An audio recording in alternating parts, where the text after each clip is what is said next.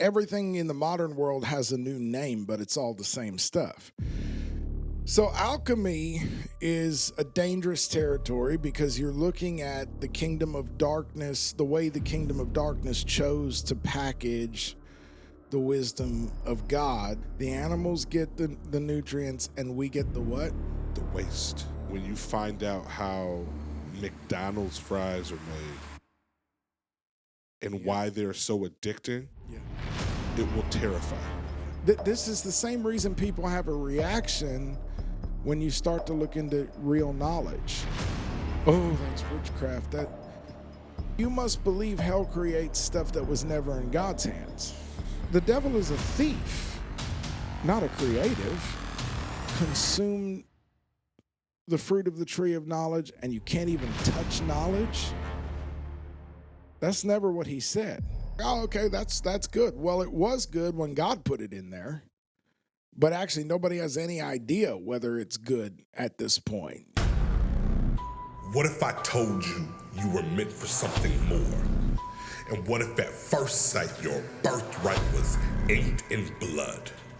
And what if dominion was written in big bold letters? And what if we shouldn't just occupy but overcome? And what if the observation of opposition was us? Antikemi, the podcast. Welcome back. Woohoo! We are here with the Antikemi, the podcast. I'm excited. How many versions of that name have you gotten from people since we started? Actually, not that many versions, which is kind Really? of good. I had a homie, he was anti. He said, okay, against. And He said, Kima, is it Greek? I was like, you got it. All right. Tap into episode 1. We kind of explain it. Yeah. And so if you have been rocking with us this far, we want to say welcome. Thank you for coming back, tuning back in. To Antioch the podcast. I love it. I am one half of your host. My name is Jonathan. I'm Schulz. And we are just going to dive right in. Yeah, man. We are Antikemi, which we believe, by the grace of God, those that find this either are or will become radicalized to be the opposition, the resistance. Yes, sir. I love it because we've already heard from a couple people like, man, this is my new favorite podcast. Yeah, that was dope. Which is like super cool to hear. Yeah. Just because you want to put out content that is relevant. Yeah. And that's going to be something that people can find actionable. Yes. They can do something with it, you know? There's enough mindless entertainment out there. Yeah. Where you can just veg out. I have found it interesting. I saw an article where it was showing that Netflix in particular was actually creating a different formula for how they create content. And they're doing it for a specific reason. Same Meaning, more. if you see some of their original programming in maybe the last year or two, Yeah. the dialogue is so simple and almost corny to the point where the actors are like almost announcing what they're doing as if you are blind, right? Because Netflix has noticed that people are not watching anything, just watch it. They have it on in the background and they're just on their phone scrolling. I am the problem on that. You know, and so they just hear it. And so a lot of times if they're super locked into their phone, they're going to miss what's happening on the screen. And so they're like, well, people are not going to follow along. They won't stay plugged into our programming. So we're going to just make it easier for them. That's crazy when you think about, there's nothing new under the sun. Yeah. Every so often I notice that. I'm sure most of you have too, but it does trip me out when you look at the way that technology loops over time. I think it's been there's probably somebody who said it in the public eye first, but I've certainly observed it. I've heard people laugh about it. But if you think about 120 years ago, 100, maybe it's 150 years ago now, people were losing their minds. I don't know how long ago it was. I'm just throwing darts at the wall here, but however long ago, losing their minds because you could type a message in Seattle and whatever it was, a couple minutes, or I don't know how long it took to get across the U.S. Moments later, somebody was reading that message out in New York, and it was like, whoa, we can send these short snippets of text. Yeah. And then people get it, and wow, instantaneous communication, and shrunk the world dramatically, instantly, made everything much more connected, opened up massive new markets, and man, you could trade stock so fast, and massive wealth opportunities that came with it. And then a few decades later, people are losing their minds because, you don't have to send short snippets of text anymore where you're paying by the character. Now you could just use your voice, and you can say something in, Timbuktu, and somebody in Sri Lanka can listen to you, and you can talk to each other now. You don't have to send stupid little text snippets anymore. And then, of course, I've lived long enough to go from being blown away that you didn't have to be connected to the wall to be on the phone, to, you could walk around anywhere in your house, you could get out into the yard, to we're carrying them with us. I remember being 5 or 6 and knowing somebody that had a bag phone in their car, like, my God, I was just going to say, knowing somebody with a car phone. Oh, man. Boy. And then by the time I graduated high school, I was so happy that I didn't have to talk on the phone anymore. I could just whip out my little Nokia candy bar and T9, I could be just texting away, one thumb in it, and just like, man, this is great. It knows what you're going to say. Yeah. These computers are out of control. Like, it knows the word I want to type. And all you have to do is send a short snippet of text, and these people can get it. And then a generation later, we're like, actually, you can have a full QWERTY keyboard. It's an odd deal. And now, we're at the, what did you say that kicked that whole rant off? I mean, people are just so locked in to what made me think about it. Your Netflix comment, bro, that's just radio drama. What you just described. That's all it is. That's all it is, because people, they're not focused on it, nor do they really care that much. And so people have been like complaining, people who are actually like want to watch the show and want to be invested or want to be like entertained and thrilled. They're like, this is so predictable. Like, the guy's I'm walking into the room, I'm holding a gun. It's like, what? Why would you need to do that? We can see you. You know what I mean? But they're right. Yeah. Because I know I'm not looking. I found myself the exact same way. I'm just not. And they have, you can almost find categories now where they're like, just throw us on in the background. They're okay with being in the background. You don't even have to watch us. Yeah. Just play it, because we're getting here. Yeah. We're getting through a gate somehow. We would like to get your eye gate. Sure. But if we can just get your ear gate, we'll settle for that, because you're still locked in to our programming, and you'll look up when it gets really good. We'll hook you one way or the other. He that hath an ear.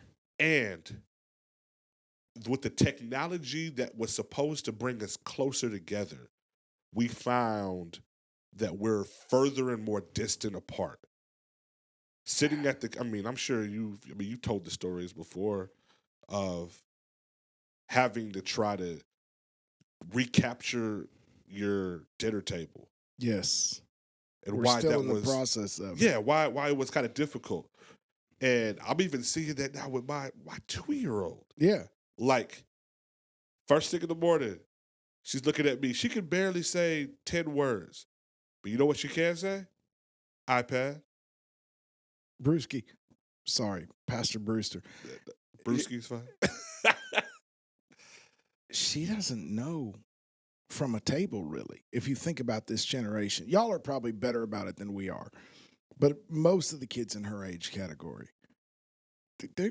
you're not taking her back to the kitchen table. You're taking her to the, like, with my kids, I'm having to show them what a table's about. Yeah. But then I think, man, how have I kind of failed? Boy, that's what I'm thinking. Right.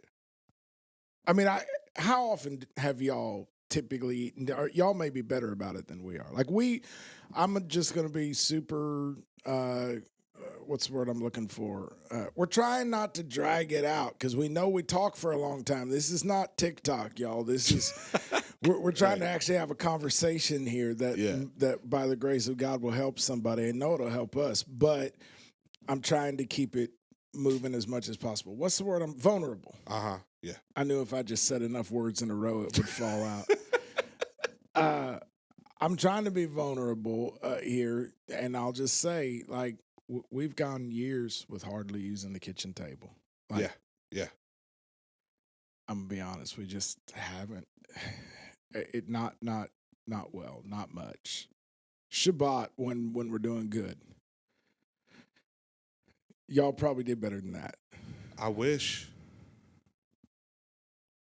We did when we had.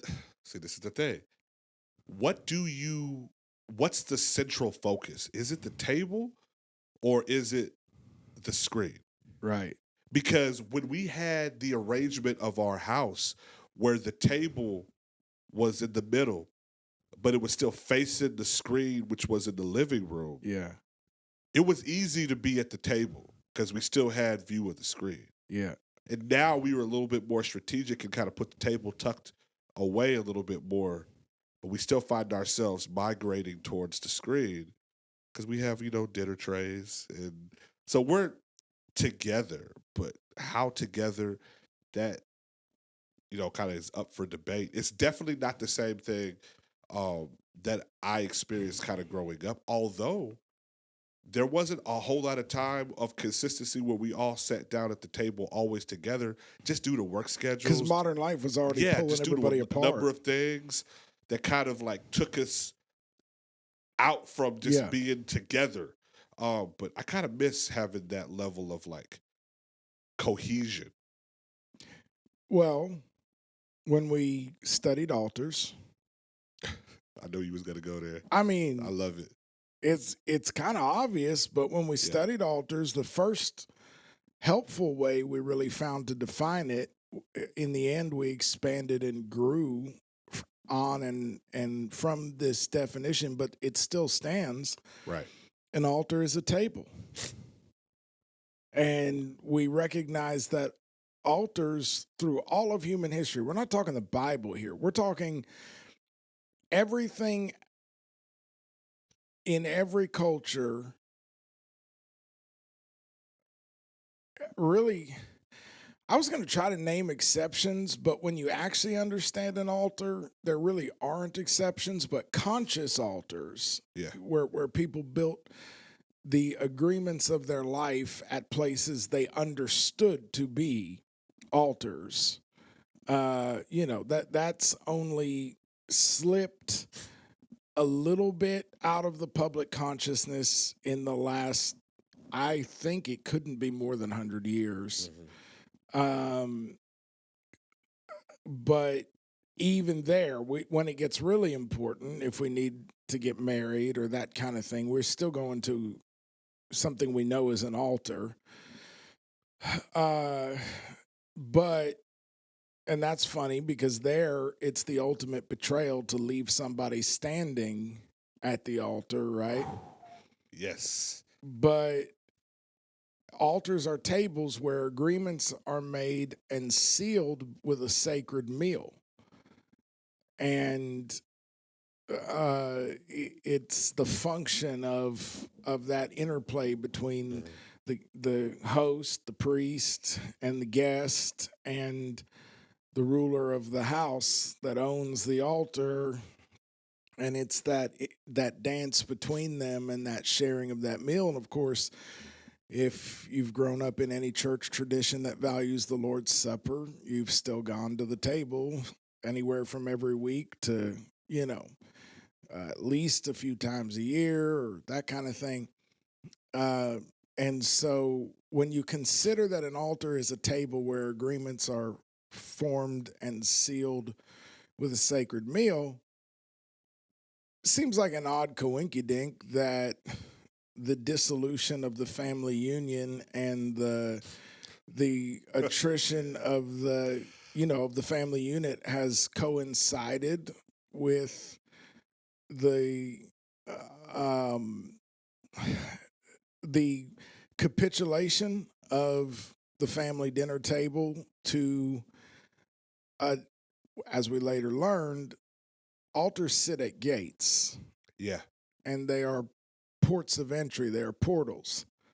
They enable a space, a sacred space, to function as the embassy of the authority, the power, the dominion, the throne that altar represents. And so you can, by going through the altar and passing into the temple, you're now on foreign soil, and you can apply for citizenship or whatever you need to do at an embassy. And so, interestingly, it's been another gate, a different portal, a different place where there is an exchange made, and something is offered and something is consumed, and time and attention and energy are sacrificed in exchange for consumable programming that is served to you through this other gate, this other portal that has drawn us away from the family table and to this, like, we're being alone together environment of everybody. Yeah. It ultimately fractured out to everybody on their own device, with Netflix going in the background, a la Ergo, I guess I should say, your opening point about Netflix deciding that, well, we still need to run the programming in, pardon me, goodness, into you. Yeah. So that was super eye-opening to figure out, or to even have Netflix admit, like, because people were complaining. The reason why Netflix even made the statement was because enough people were saying, what's going on with some of this programming? Why is it so lackluster? Why is it so just dumbed down? Dumbed down, yeah. And Netflix was finally saying, y'all not watching. Yeah. So since y'all not watching, we're going to give you we still got to create content. We'll create content that you don't have to watch. So because people are like missing out. They're like, oh, what happened? What happened? Oh, it doesn't matter. They've dumbed us down to the point that it's a new form of accessibility that's needed. Yes, sir. So it's it's interesting that's the solution that they're hitting on right now. I think that that's one of the most fascinating things I've heard in a while. How did you find that? I don't know. Maybe it was something I read online somewhere that, just. I mean, we've noted it. Right. Even my kids are just like, man, the dialogue in these programs is painful. It's terrible. Painfully terrible. It's like, did Scorsese, like, he wasn't available, like, for this movie? And they just keep on producing just terrible movie or terrible show after terrible show. And they can keep doing it because they know. Wow. You'll tune in. because you have, I guess you could say, like an altar kind of being established where you're continuing to exchange. 100%. It's a place of exchange. I mean, if they're bigger than a phone, we call them a tablet. Yeah. All these things have meaning. People can. I sneered at that stuff, you know, but if you pay attention for long enough, and if you're not a person that sees patterns easily, the neurodivergence piece probably works in at least my favor in that regard. I've always observed patterns. The patterns like light up for you. Yeah. Yeah. But even if that's not the way your brain naturally works, the Bible says that if you lack wisdom, just ask the Lord for it. He gives it freely and he doesn't judge about it. That's what James said. So ask the Lord to let you see the patterns, because this is a universe of that's a rant. I don't even want to get into that. Just ask the Lord to let you see the patterns. Patterns be patterning. When you said, ask the Lord for wisdom, you know, my mind has just immediately gone to the garden. Yeah. And what was presented to them as an opportunity for wisdom, it was still over a shared meal. 100%. Where an agreement was definitely being made. Yeah. It always happens over a meal. Yeah. It always happens over a meal. What blew my mind, actually, I would love for you to kind of get into this, because you already tried to take us on a really dangerous left turn, so I'm suspicious of you tonight. A few minutes back, what was that? You said something, and I thought, this man wants to get us stoned tonight. I don't remember what it was. I'm sure it'll come back to us. Yeah. Well, even before I go here, I will just say, Jesus, y'all buckle up. Even coming into like recording tonight, I had some of the worst Chinese food. That sentence could have ended so many different ways. I had the worst Chinese food I've ever eaten in my entire life. Really? And after one bite, I knew this was terrible. Not Bamboo House letting you down. It wasn't. No, don't you dare do that to Bamboo House. Hey, listen, you won me over at that Bamboo House has been good meeting. to us. Yeah, that's some good. I'm not even going to name the restaurant. Yeah. It's just we're not bad. in that game. After one bite. Oh, I know where you go. It just dawned on me. After one bite. I'm sorry about that. I knew. But I was hungry. Oh. Hear me now. Hear me now. My God. After one bite, I knew. Oh. But I was hungry. My God. And then I had to ask myself, like, I got an appetite, but I know this is trash. Oh, I've tasted good Chinese food. This was not it. This was not it. And I'm sitting there, and because of convenience, I was in a hurry. I knew we had to record tonight. Yeah. And I knew there wasn't going to be enough time for me to go out probably later and get something. Shoot, if I'm going to be vulnerable too. We're fasting tomorrow, so I'm just like, I want to get some food in me before we hit this fast, right? Right. So I kept eating. I ignored the experience. I made an allowance for a moment until finally, after about 4 or 5 bites in, I was just like, this is bad. It's just not. And it's going to tear up my stomach. Like, it's not worth it, you know? It's going to wreck your insides. It's going to wreck my insides. And I stopped.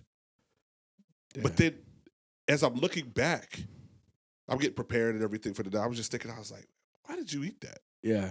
You knew it was bad. Yeah. And is that really a telltale sign? Yeah. Not to get super deep or anything, but like, no, but it's a lesson. A lesson of like, man, what's the state of your soul that your senses My senses. Senses. I looked at it, it looked terrible. Yeah. I smelled it, didn't smell that great either. Yeah. I tasted it.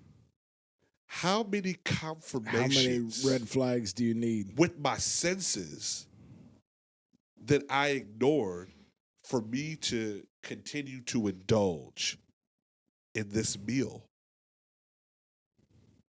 All because I wanted to meet a felt need for the moment. I don't know. Have you had that? Oh, that my experience. Lord. It drives the entire, super processed, convenient junk food culture that we're caught up in a lot of the time. I'm, this isn't something that I say in any way, shape, or form to give myself any kind of free pass. This is just the truth. Anybody that knows me knows that I don't eat more than most people do. Never have. Right. I don't. I forget to eat all the time. I don't eat a lot, but for a couple of decades, I ate what was convenient, when it was convenient, and because I'm a person that likes good food, and I wasn't doing what it took to, either because of finances or even more often than that, time, effort. I wasn't doing what it took to cook or whatever and obtain good food. Right.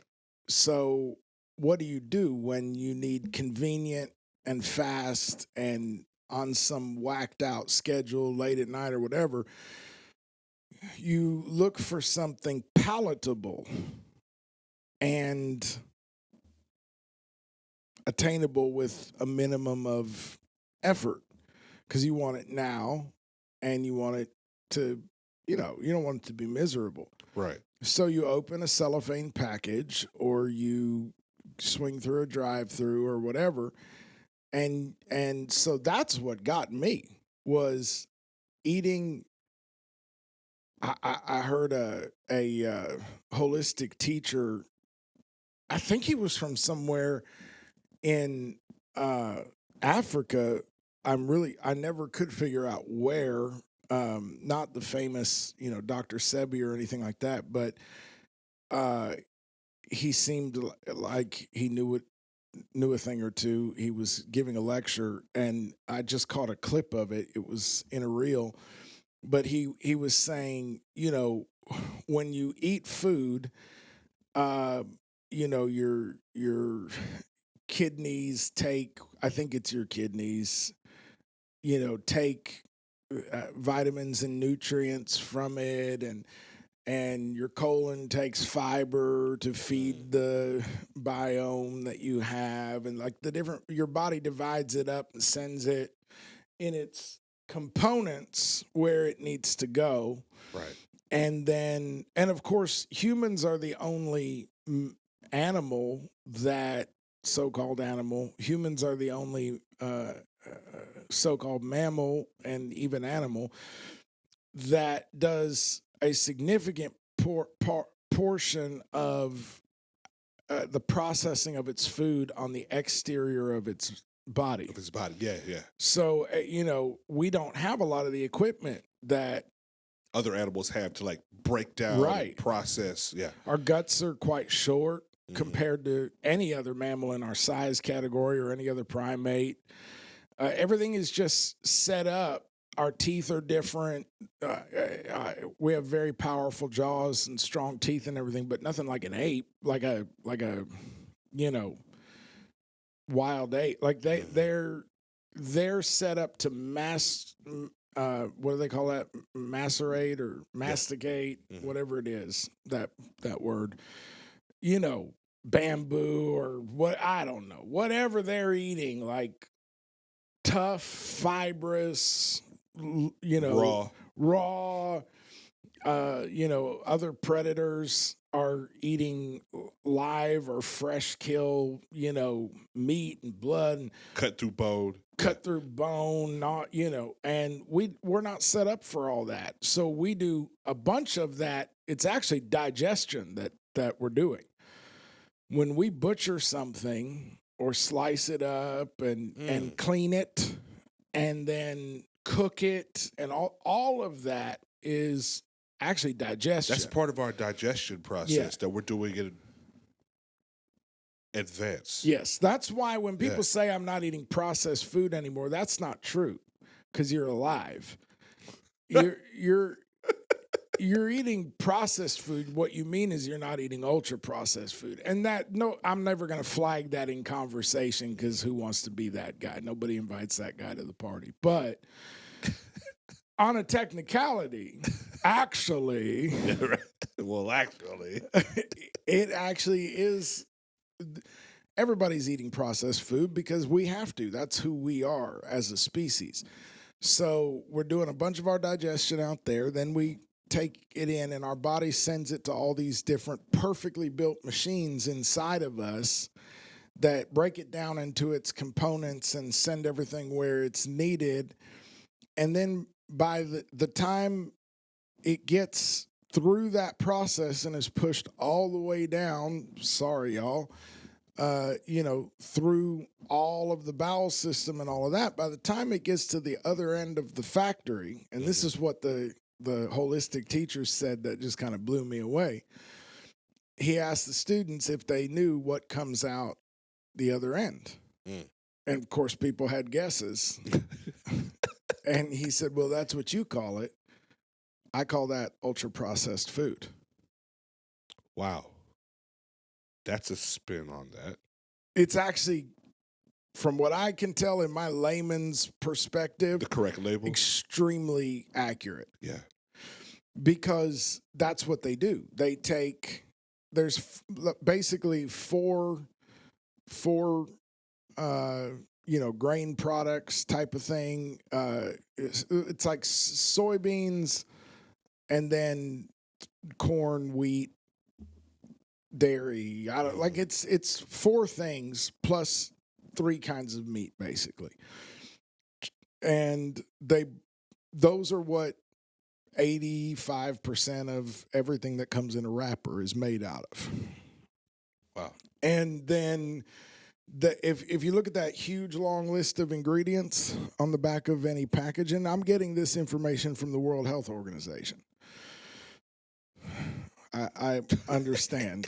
I get it. But in this case, that's the one nice thing about the kingdom of darkness, is one of the rules is they have to say the thing. They have to tell you. Mm-hmm. They just tell you in a way that nobody's actually going to care. No, your eyes are going to glow. It's the terms and conditions thing, harkening back to the other episode. Mm-hmm. So when you look at that super long list of ingredients and you think, well, at least it's got some chicken and some, whatever the other thing is in there that makes you justify it. And you think, well, I got to get some protein. I got to get, But what you're not understanding is that the two or three ingredients you could understand, the reason they left them in a way you could understand them is because they have to bait the hook. Mm. In the form that they're in the product in, they actually should be one of those big, long chemical names that you're reading. Because what they do is they take all of those raw ingredients, they strip everything from them. Everything. Mm. And when they process things like soybean, corn, you know who gets because those are not, well, soybeans can be, but like corn is not a nutrient dense food, really. Right. It's just a sugar brick that grows in so-called nature. I mean, we invented that from out of wild stuff. Mm. But bottom line is, so the little bit of nutrients that are in those things to begin with, because they are relatively not nutrient dense compared to most of the foods God put on the earth. Those are some of the least nutritious foods. Milk is really that's not something that should be a big part of any mammalian diet. You know what I mean? that's a whole other discussion. But wheat and corn, not any of the things that were meant to be like, other than in survival scenarios, Shouldn't be staples. should not be staples. Yeah. Nor do they grow in the wild in forms that lend themselves to being staples. They lend themselves to small handfuls or making a beverage with them. Or Right. that's how come we got beer before we got almost anything else. But so the point of all that is, when they strip those things down, like you say, I always do this, so I'm trying not to do it, but I'm not trying to alley you off your back here. But bottom line, who gets all those nutrients? In a guess, like where do those nutrient dense parts go that get stripped out of those? Because that's the first step. When Right. it goes to the factory, they strip it down of everything into its components, and the nutrient dense parts are isolated. I mean, my guess, we're not getting those nutrients. Livestock, Yeah. they go straight to the farms because the animals have to eat something that's food. Yeah. So they go straight to the farm. Not that corn's good for them, but they're getting the part that's worth something. Yeah. So they get things like the germ and they get the stuff that is anything. And then the rest of it gets stripped down to its chemical components, and then they stick it all back together and they put cheap fats in it for caloric density and flavor, palm oil, those kinds of things. And they, of course, load it with sugar because that's easy energy. It'll make you have a burst of energy, plus it tastes really good and it costs virtually nothing. Right. And then they, because what they're doing is they're using only subsidized products, basically. And then they use the other components. They're simulating the vitamins and the nutrients that they took out of it, and they're putting them back in. Wow. In cheap forms. And the vast majority of that stuff that I've been able to look into, there's not even been anything close to respectable scientific work done on whether or not the forms of the vitamins and nutrients that they're putting in it are bioavailable. So they're putting it in there. Come on. So that it can be on the list. And so that if you look up riboflavin or whatever it is, you're like, what in the world is that? You're going to be like, oh, that's just vitamin. What? You see what I'm saying? Mm-hmm. So it's like, oh, okay, that's good. Well, it was good when God put it in there. But actually, nobody has any idea whether it's good at this point, you know. That is... Man, I'm tripping out because they're not telling us this. No, except... Well, in ways that we would... Lost in the noise. Yeah. And you have to pay too much attention. Right. That I'm looking up because I remember your notes on ultra processed food. Yeah, that you never really got deep into on Sunday. And something you said, I remember reading, talking about ultra processed food is cheaper to produce by far, right? Yep. It lasts, it's a higher shelf life. Yep. It's convenient, easy to access. It's optimal for mass production. It's lab concocted from the waste after a few cash crops are fed to animals. Yep. Which is what you kind of touched on. All nutrition has been stripped away, and the animals are the ones that get the food, but we get the waste, combined with isolated or synthesized vitamins, nutrients for value, and the rest of the additives provide flavor and texture. But what did you say right there in the middle? You said the animals get the nutrients and we get the what? The waste. So tell me that guy I was listening to is wrong. I mean, you're right. You just said it. And what he said he said the simplest way to identify how to get this out of your diet is take anything out of your diet that comes in a wrapper.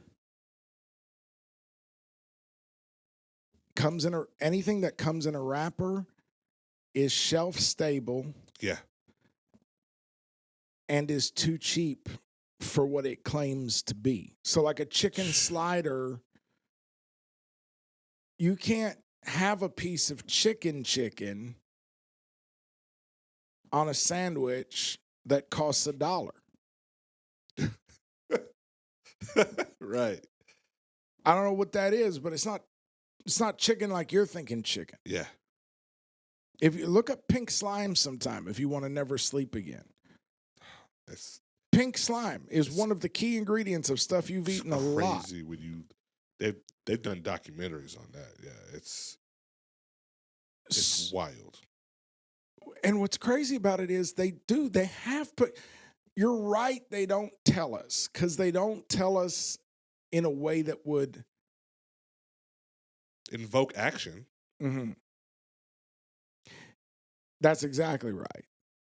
They do not tell. They tell us in a way that is entertaining, or so boring. So either it's entertaining and you already got what you wanted out of it by watching the documentary. You got your little dopamine hit that you were needing, and now you're done with it, and your brain files it in the never needed again category. Yes, Once in a while, when you're at the drive-thru at McDonald's, you start to flash to a memory of that documentary, and then you put it out of your head because why? Convenience, price, it's late, you don't want to cook, whatever.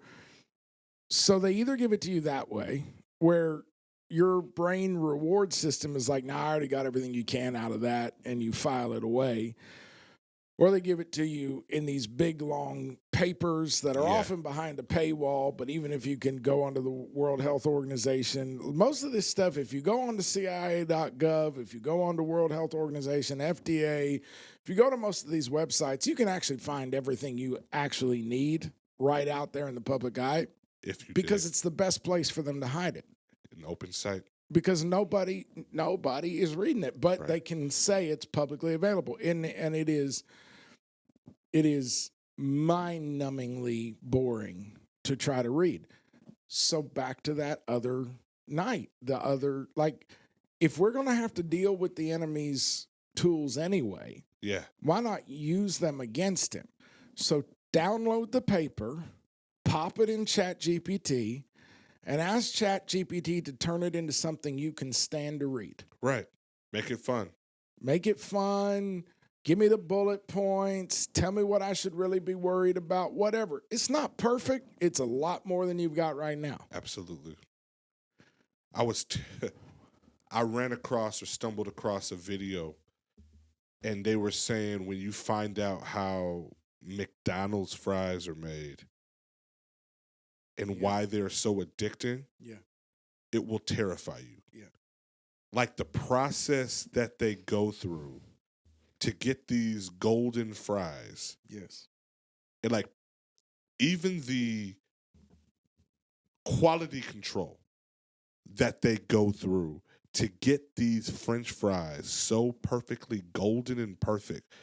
I mean, from the white potatoes that they use and how they soak them in so much chemicals, I believe it's dangerous and almost deadly to the people that is handling them for 10 plus days, I believe. I don't remember how many days it is. Where they have to like lock it away in like a warehouse. Mm-hmm. Lock it up. Mm-hmm. And nobody can touch it or come near it because it'll kill you. Mm-hmm. And then once it's ready, then they can handle it again. And then they go through the process of like slicing them down. And then they're adding so many additives to include all the different animal fats that give it its distinct flavor, its distinct color, and for it to be as stable as possible for it to ship all across the world. It's wild. And we say, when you bite into that perfect golden fry. And who hasn't eaten a McDonald's fry and thought, like, how come they just always be hitting? Always. Always. Nothing else at McDonald's, in my humble opinion, hits. But, well, breakfast. But back when I was still eating pork, have you ever pulled a McDonald's breakfast sandwich? Do you like McDonald's breakfast sandwiches? Mm-hmm. I mean, come on, let's be honest. Yeah, the McGriddles. They're hitting. You ever pulled one apart and tried the components? No. It's genuinely one of the worst, like, culinary experiences you can have. It's a gastric nightmare. So you can strip paint with the spray, I feel like. Bro, listen. You take one bite.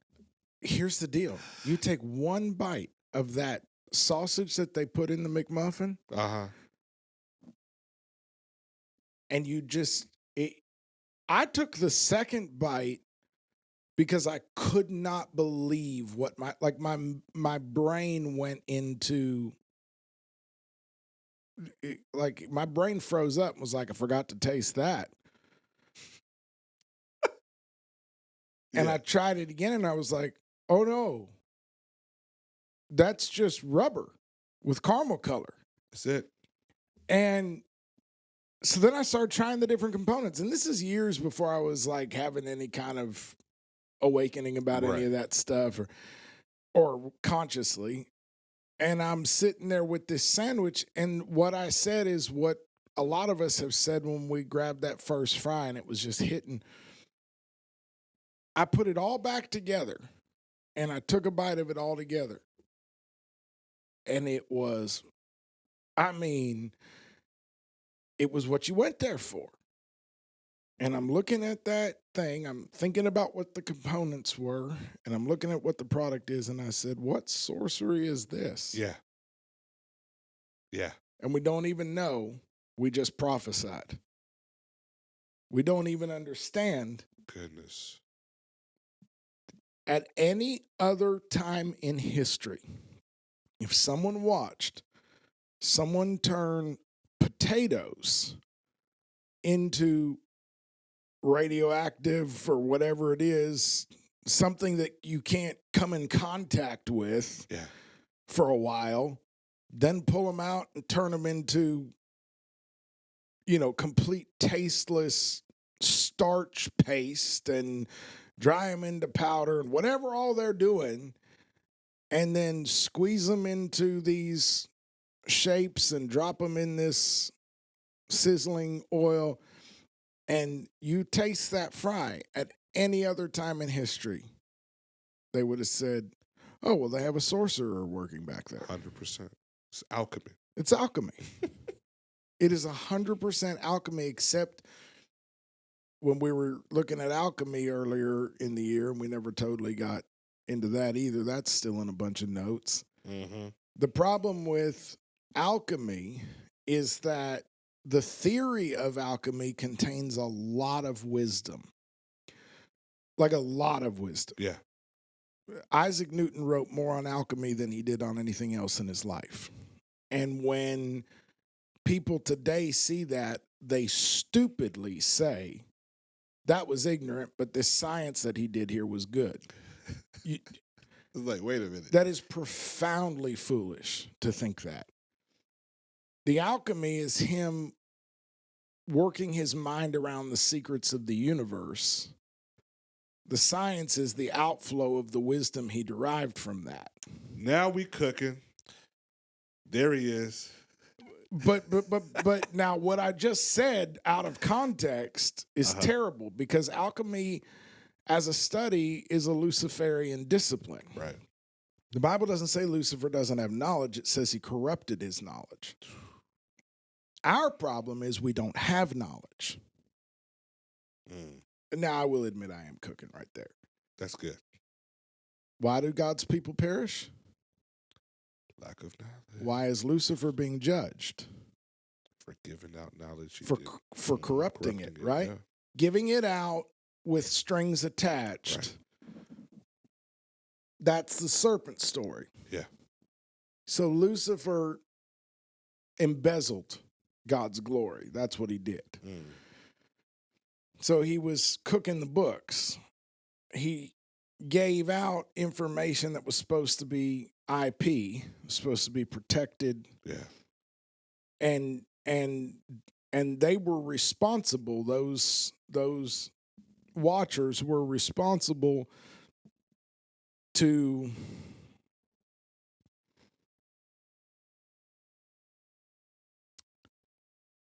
steward that knowledge from God through us as we grew into the ability and the need for it as we advanced the garden across the earth. But he knew that if he could slip us some behind the factory, he could line his pockets with some of God's prophets, Profits. Mm-hmm. You know what I'm saying? I know exactly what you're saying. And just try to cover for it. That wasn't the first thing he ever did wrong, but that was one of the things Right. that him and a whole lot of other folks are in trouble over. So they taught us all these arts, but those arts come from God. The knowledge within them comes from God. The sacred sciences and all that, which is everything in the modern world has a new name, but it's all the same stuff. So alchemy is a dangerous territory because you're looking at the kingdom of darkness, the way the kingdom of darkness chose to package the wisdom of God for the benefit of the kingdom of darkness. So you have to be super careful looking into that stuff. Yeah. But that is not to say that there is not great wisdom there. There's great knowledge there, minimally, great knowledge. And that is what we lack. Now, as to how we go about getting it, that determines the outcome of the story. There's a rub. But most of the time, if we're sold out to the kingdom of God, we just say, well, that's not for us. When it's the glory of God to conceal a matter and it's the glory of royalty to seek it out, right? Right. So the problem with alchemy is because it is a Luciferian exercise, when you get to the end of the journey, all of the theory of alchemy teaches you the mysteries of the universe. Do not tread those waters without accountability and without the Holy Ghost, because there is dangerous, dangerous territory there. Please. And I'm saying that as much to me as to anybody else. Yeah. But what is there is the mysteries of the universe. But when you get to the end of it, there's always futility because, and here's why, you can't turn anything in this realm into gold. Or silver, for that matter. Both of those things come from somewhere else. Gold comes from somewhere, if I'm not mistaken, outside of our star system. And silver, it's been a while since I looked at it. I think silver might be the residue of the formation of stars. I'm not, one way or the other, those things come from outside our closed system here. So they are gifts from God in the most literal sense. Right. Diamonds, you can cut in anytime you want, bro, because I feel like I'm ranting at this point. No, you're good. I'm locked in. Diamonds are not only not forever, diamonds are a complete illusion. Sorry, ladies. Ooh, let's talk about it. Diamonds are an illusion. The only thing that gives them any value is the blood that has been sacrificed for them. Diamonds are a mirage. There's plenty of it. We can make more of it easily. We cannot make gold no matter how hard we try. We can make diamonds in our sleep. And we do. I mean, we do. You're right. But the way that diamonds have been given value has been in a couple of ways that I'm aware of. One is, man, I'm feeling the Holy Ghost now, because now we're hitting the pocket that I came here meditating on, and you brought something that's now I'm seeing the convergence. Yeah. Because I came here thinking about arbitrage. But so diamonds are a readily available resource, especially in a lot of places in Africa and so on. Readily available. But if you kill enough people getting them out of the ground and trading them, that adds a lot of perceived value because it's cost a lot of human life. Right. And if you have if you have traders with bottomless pockets, you can control any market. Mm-hmm. So what they have done, for instance, when the law of supply and demand was pushing down on the diamond market, and diamonds were starting to head in the direction that they really belong, which is like a semi-precious metal or whatever, or stone or whatever. Like it's nice, but it should be like other semi-precious stuff. Right. When it starts to head that direction, they buy it up. The same people that sold it snap it all up and hold it and eke it out little by little to the market until the price is where they want it. So diamonds are a complete illusion from end to end. It's a show game. It's marketing. Yeah. It's marketing, it's blood sacrifice, and it's control, market control. And that's how they turn diamonds into diamonds. I pray on a regular basis that God would wake his people up to the diamond illusion so that people can stop going into debt, trying to impress each other in little mating rituals off the back of money that they could be, and I'm not even going to say investing into the kingdom, you know, like it is investing into the kingdom, but it doesn't have to be investing into the kingdom by giving to your house of worship. Here's going to shock people. If you're living for God, truly, investing in your family can be investing into the kingdom. Absolutely. Especially at the rate of return. Hello? Right. So instead of $20,000 for an illusion, I pray for the day to come when the Lord's people would invest in some land, just a half an acre, put a little house on it. You're going to do so much more for your family. That's why they call it real estate. Real. Now you're cooking.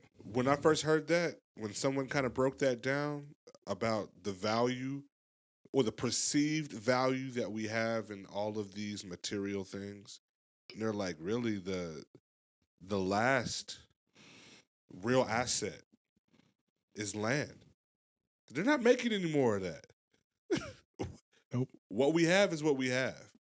And there's blood spilt over the little that we have. Yep. So that's fascinating. It is.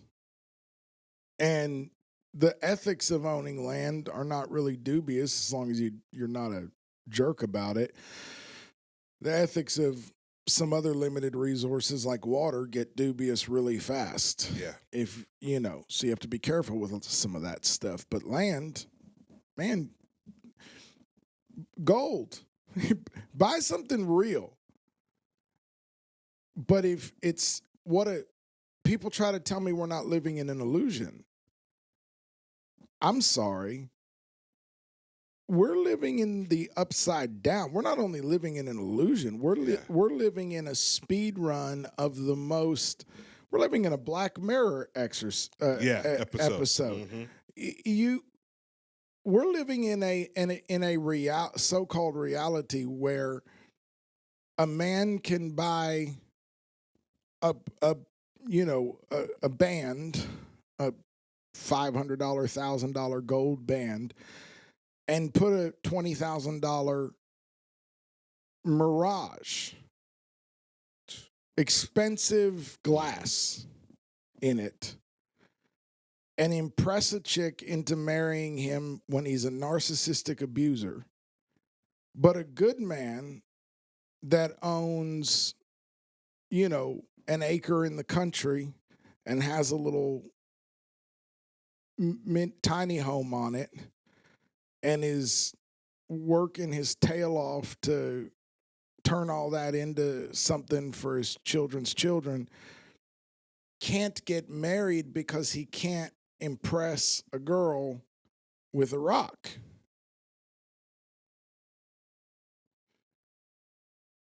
Now you meddling.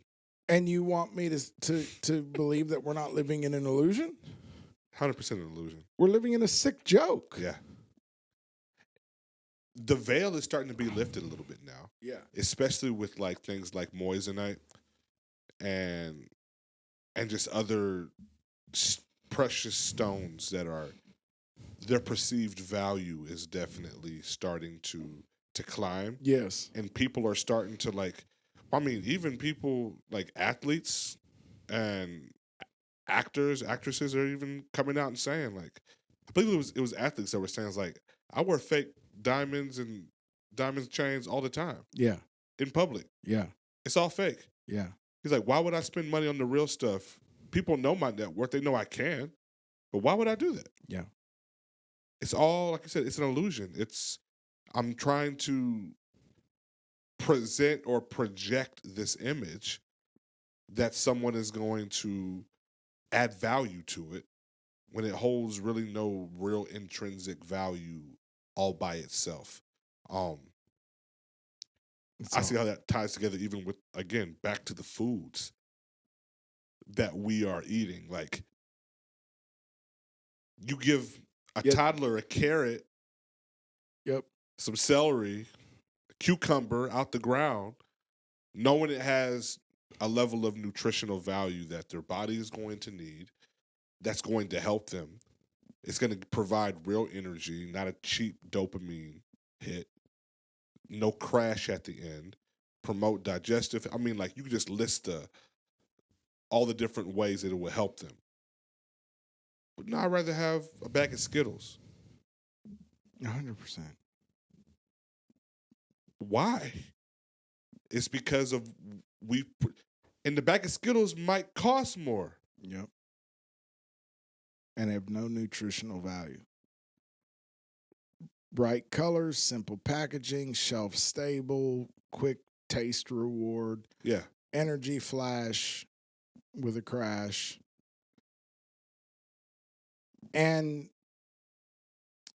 y'all, I promise you, this conversation, I can see where it's going. So I know it sounds like multiple rants stuck together. That's because just like if you want to see God, you have to look at the fractals and watch how they echo out and in, and you can begin to understand components of God.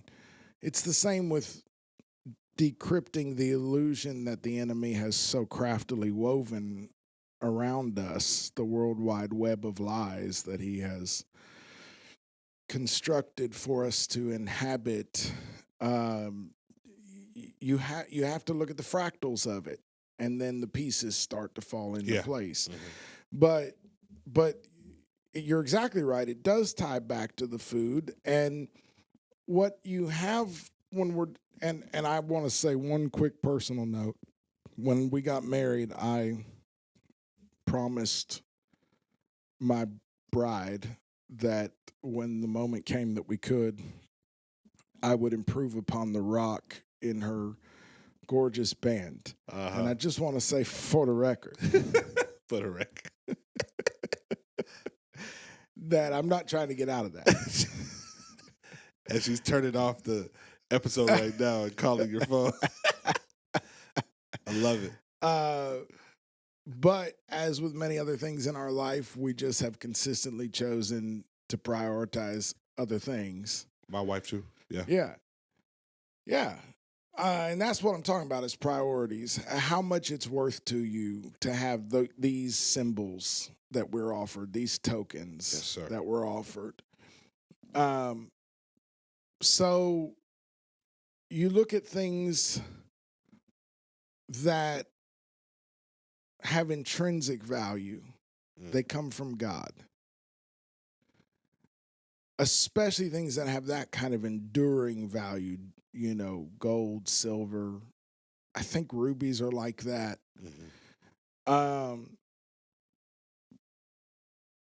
So when alchemy hits the end of the trail, and the only problem with all the theory of alchemy is so brilliant, but the reason people think that Isaac Newton was being a fool when he was writing all that out, all that Masonic knowledge, when he was putting all that together, and somehow people are so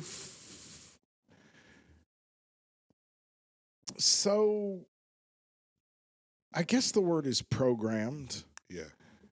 That I was going to say something less charitable, but the Bible does use the word foolish. But somehow people are so programmed that they could look at someone like Isaac Newton and say, all of this stuff was just tomfoolery and has nothing to do with the fact that he produced this stuff, which is great. And I wouldn't want to just jump to that conclusion because the same mind was working over both of them. And it's hard to imagine that there's something kept him scribbling in those alchemy papers. So what was it? Well, when you actually look at what alchemists have been saying for all these years, they're using gold as a metaphor. They're using lead as a metaphor. Yeah. They're using the elements as metaphors to describe very, very, very keen insights on the nature of how the universe actually works. But when you get to the end of that line and you run into the fly in the ointment, which is, doesn't matter how much you understand about the nature of the universe, you are not God. It's the same fly in the ointment that the adversary ran into. It's what started all this. No matter what you do, you can apply all of the laws and the rules and the principles that you've learned, but at the end of it all, nobody to this day has produced gold. And nope. I mean, here's an embarrassing fact.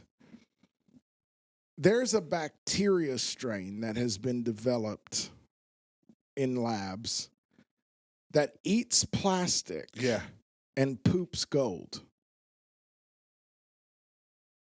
It's a form of E. coli, if I'm not mistaken.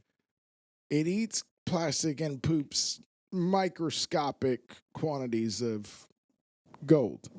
But we can't make it. If you ever wanted to feel cut back down to size in the universe, God has created bacteria that we developed into strains by isolating traits he placed within them that can do this. But we, with all the knowledge of the ages and the wisdom of the ages, can't do that. You can't produce his cement. Right. And so when you get to that issue, I think it leaves you with a fundamental problem, which is, what do we do with all this knowledge? And now this, what we're about to say right here, if you will ask the Lord to give you wisdom on this, this can be the Rosetta Stone that will decrypt the illusion for you and bring you into an awareness of what is actually taking place around us. Mm-hmm. And we're involved in it. This is the fundamental problem. What I'm describing about the limit of where the study of something like alchemy can get you. This is the fundamental fly in the ointment that the kingdom of darkness always runs into. When it comes to life force, when it comes to what CERN calls the God particle. The God particle, When it comes to gold and silver, true riches, there's something about the source that they can't access. There's a block. There's a paywall. The Bible calls it a cherub with a flaming sword that stands outside the gate of Eden to guard the path to the tree of life. That's what this is. That's why when we do finally get around the no trespassing sign and make our way back to the fountain of youth, and we will, if Revelation is to be believed, we will. The price we will pay for that is we will not find eternal life. We will just become the undead damned. Explain. Men will beg God to kill them and they won't be able to die. Oh, yeah. They will cry out to the rocks and the hills, fall upon us, for fear of what is coming upon the earth. So we will get these technocrats and everybody that are trying to hack the ability to upload consciousness into the cloud and the whole Neuralink and all that. Something will work. We'll get there. But when we get there, we're going to find hell, not heaven. And so, because that's what demons are experiencing. Yeah. Is eternal death. Right? They are not alive like we think of being alive. They are undead, which is like the simplest way I could think to describe it right now is to be always dying but never dead, or to be, it's like, or dying but not destroyed. Yeah, yes, exactly. It's so when they hit that wall and that flaming sword stops them from vandalizing the tree of life and from embezzling source. They need, like, I don't call God source because I'm not of that general school of thought. Yeah. So I don't refer to God as source, but it's not inaccurate. It's very impersonal, and we are deeply blessed to know our Creator in a highly personal way, right? Which is a mind-bending privilege that we don't spend nearly enough time reveling in. But it is not inaccurate to refer to, in my opinion, to refer to our Creator as source. That is exactly what He is. that life force that God is, and that is God, and that has been breathed into the nostrils of Adam's race and created living souls. That's the same place that gold is coming from. That's, you know what I mean? Yeah. Every good and perfect gift comes down from above, from the Father of lights. Not everything good in this life is directly from God, but everything good and perfect, everything good and complete. Is directly from God.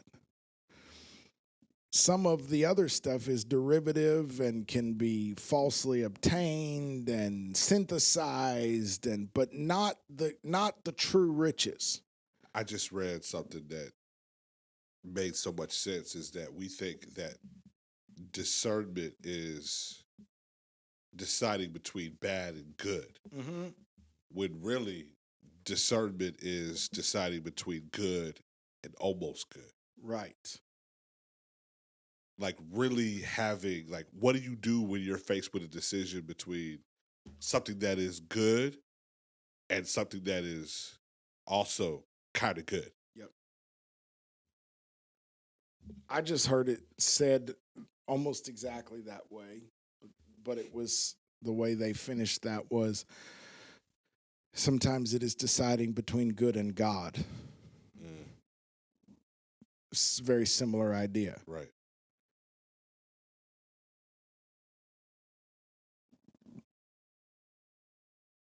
So that leaves the kingdom of darkness with a profound problem. And here I'm talking not about the cabal and all that. I'm talking about their bosses, the people there on the payroll, the entities they are on the payroll of, and the forces that they are on the payroll of, the dominions and thrones that they represent. Right. They have to sustain. Now, y'all, this isn't, I would guard my words a little more, and I would try to back myself a little better on a Sunday morning, and some of this I would not get into. This is a conversation. Yeah. Your responsibility is to seek these things out and see if they be so. And if I say something and it strikes you as crazy and you go research it and you can't figure out, just flag it and ask the Lord to reveal whatever you need at the time that you need it. So don't stress it. Yeah. But my observation is what appears to be to me is, and I'm not alone in this at all, that in order to access that which they cannot synthesize, that which they cannot embezzle, that which they cannot obtain, that which they cannot even use. If hell caught lightning in a bottle, if they were able to hijack true divine source energy, riches of God, they wouldn't be able to, it would not be bioavailable to them. That's crazy. So a demon can't process love. That's why you don't show them love. Because love can reach anybody. But they don't have the capacity to process it. So it's literally pearls before swine. Yeah. The only one that it can, because love is an agreement that forms a bond and attachment, the only one that's going to be affected is you. Hold on.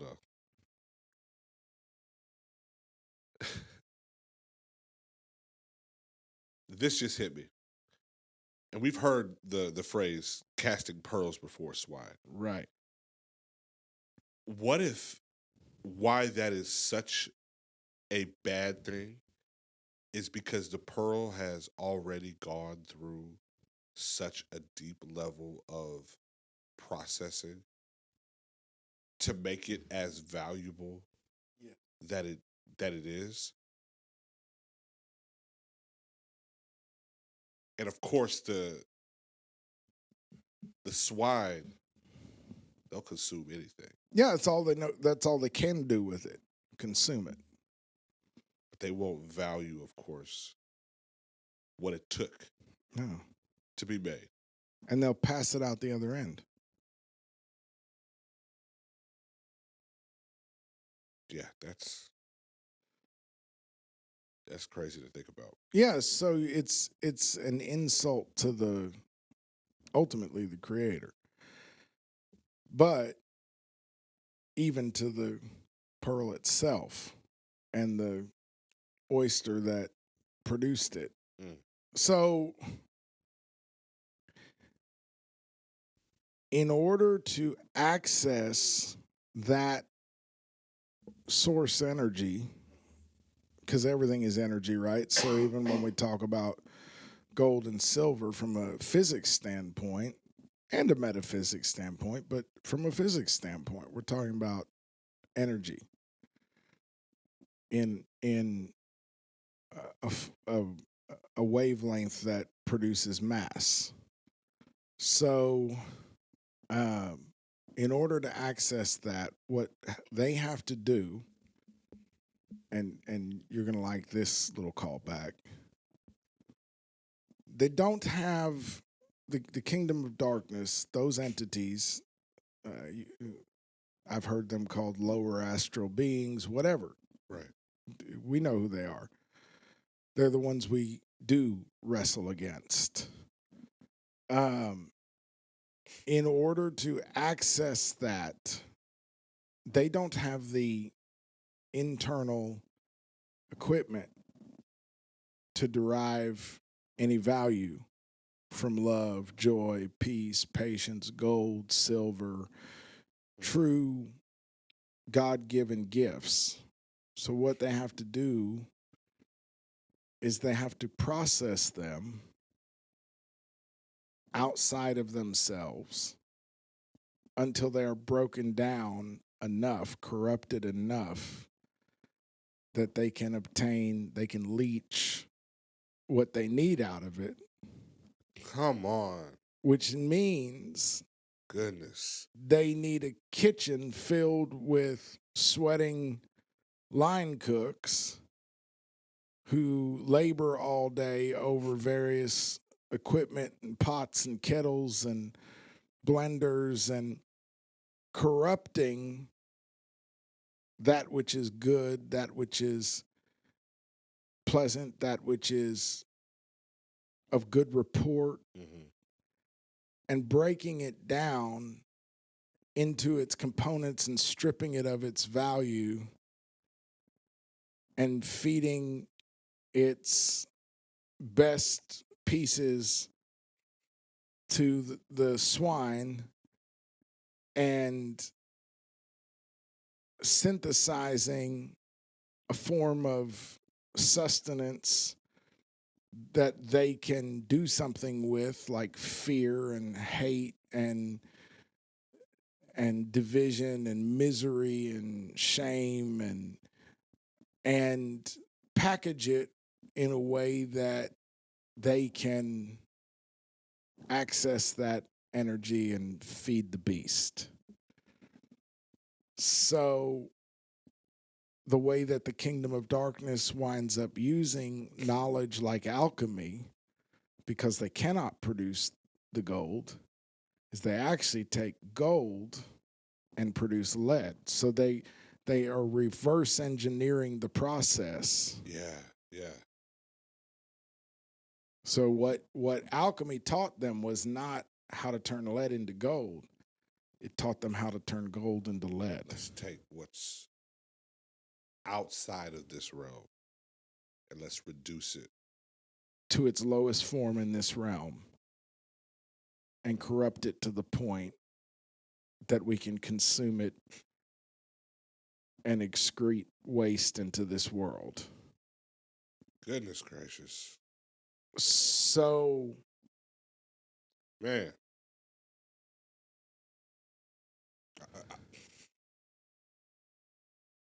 I just want to let that sizzle a little bit because that's crazy when you think about I told you if folks will let God expand on this, this can be a Rosetta Stone. If you figure this piece out, you've and you see how it plays out in our lives, just and you follow the patterns, like you said, consistently of like how what's sacred. I mean, we go down the list from marriage, family, music, worship, the altar. I mean, you can just start listing out things that have been taken, reduced to its lowest form possible, and presented as like a counterfeit.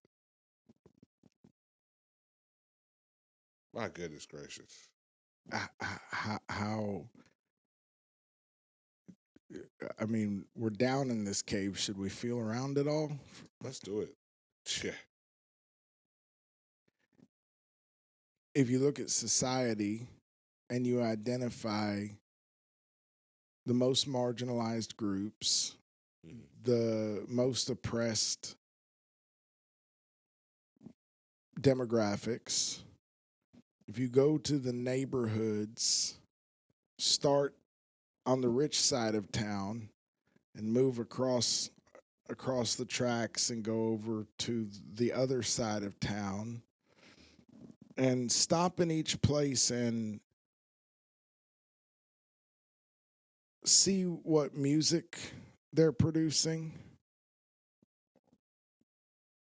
what art forms are coming out of there, and move across to see what they are producing and observe it, you'll see two things in my experience happening. You'll see that the more oppression that there is, the more negative the energy that tends to come out of Yes, sir. those art forms. I'm trying to be really careful. And other forms of what is produced. Where do you go if you need drugs? Yeah. Where, if you want to buy a friend for an hour, where do you go, right? Right. But if you hang around, especially I've observed this on the side of town where all that negativity seems to be reaching its peak, you'll also find something else. You'll find grandmas taking Wonder Bread and cheap, Spam and government cheese and producing masterpieces of delight for the people they love, who will gather at their table and make lifelong memories of the best times with the happiest faces and wisdom flowing like wine and songs, like This Little Light of Mine coming from grandma while she's whipping it all up. And you'll find what the alchemists have been chasing the whole time. You'll find somebody turning lead into gold.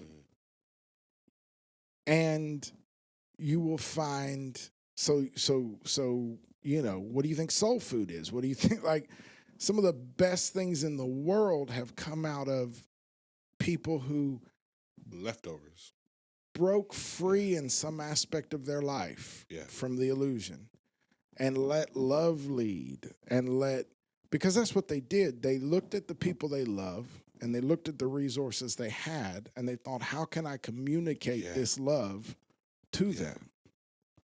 I can't buy what I feel like they deserve, but I can put my foot in it and they'll never forget it. And so I've noticed that it seems like, maybe you're over on the first side of town and you find filet mignon and you find, light jazz and classical music and all this, right? But number one, on a lot of that stuff, if you trace it back, like you start tracing that light jazz back, you're going to wind up back in that other neighborhood because that's where it came from. But for another thing, what you're going to see is that in a lot of ways, all that's happening is the way that these things have to be processed for the spiritual forces that rule that area to access them is different. So in the fancy neighborhood, you're going to have a lot less sex, drugs, and murder in the music. Maybe, kind of. At least packaged way more chill, way more smooth, right? You're going to find a lot of things that seem more godly, more positive, more. But what's kind of funny to me about it is that all that stuff comes along with an intense amount of greed and social isolation. You won't find a lot of people laughing around tables together. Grandma's not going to even go in the kitchen because there's staff there that do all that.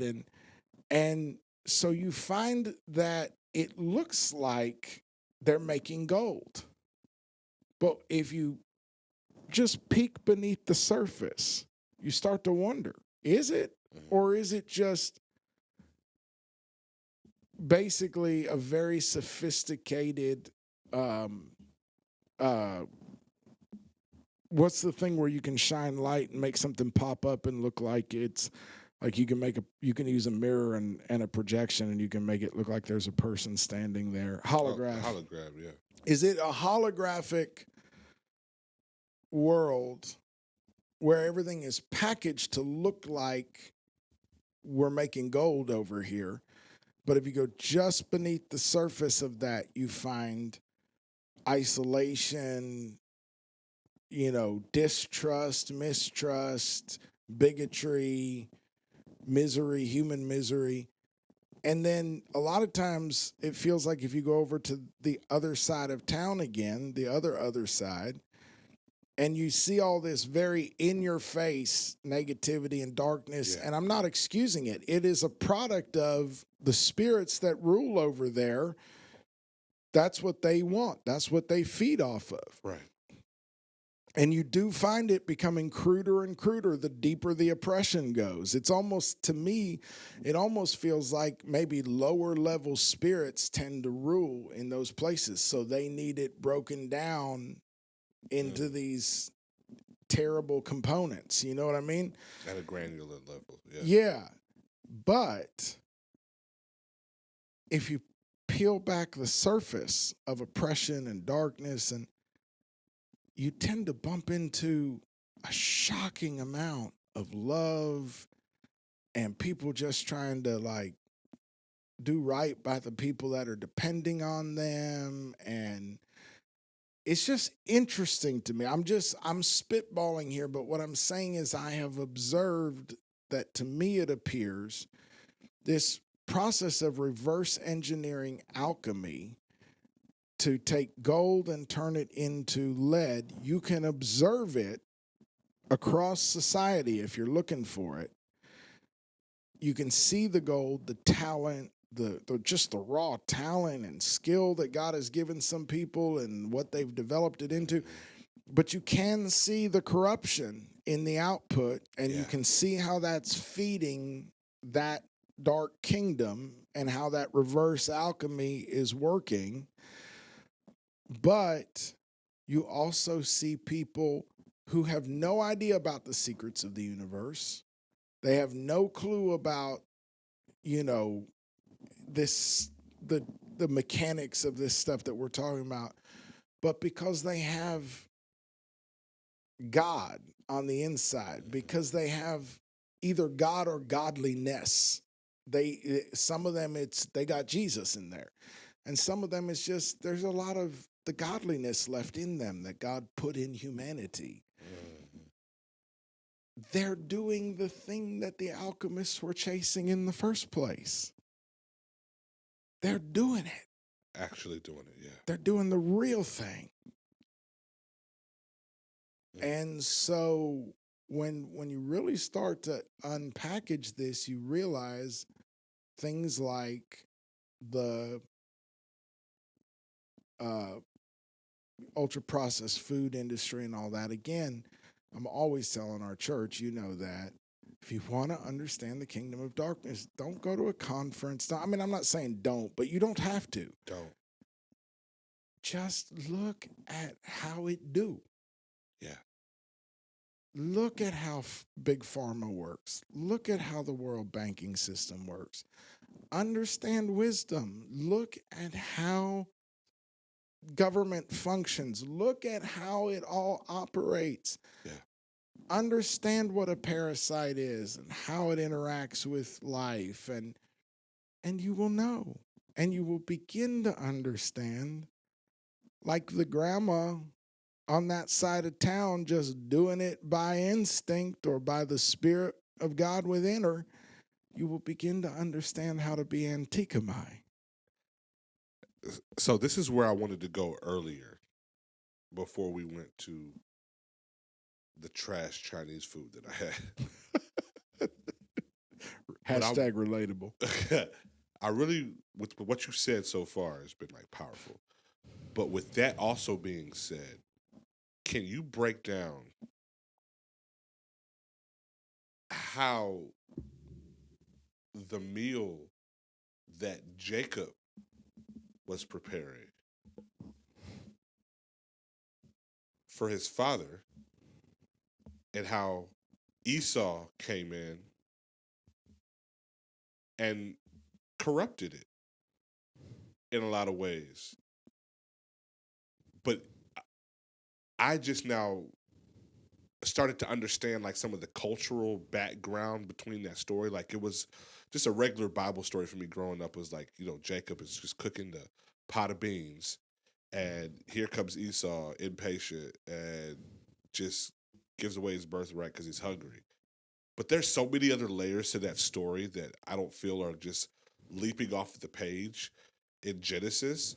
But when you start to like combine it with some of the cultural context and understanding why Jacob was cooking this particular meal specifically and what took place in that transaction and that covenant that was established, like I just would love for you to kind of unpack that. You said something to me about that the other day about the issue of the cooking down of the lentils, and make that comment. Do you remember that comment? Yeah, so doing a little bit of research about that is that Jacob was cooking a very specific meal. And the lentils, the red bean stew, if I remember correctly, they're supposed to cook for a certain amount of time and they are going to change color. But if you don't allow them to cook, to actually process appropriately, then you basically lose all the nutrients, everything that you need from that meal. And Jacob had no value.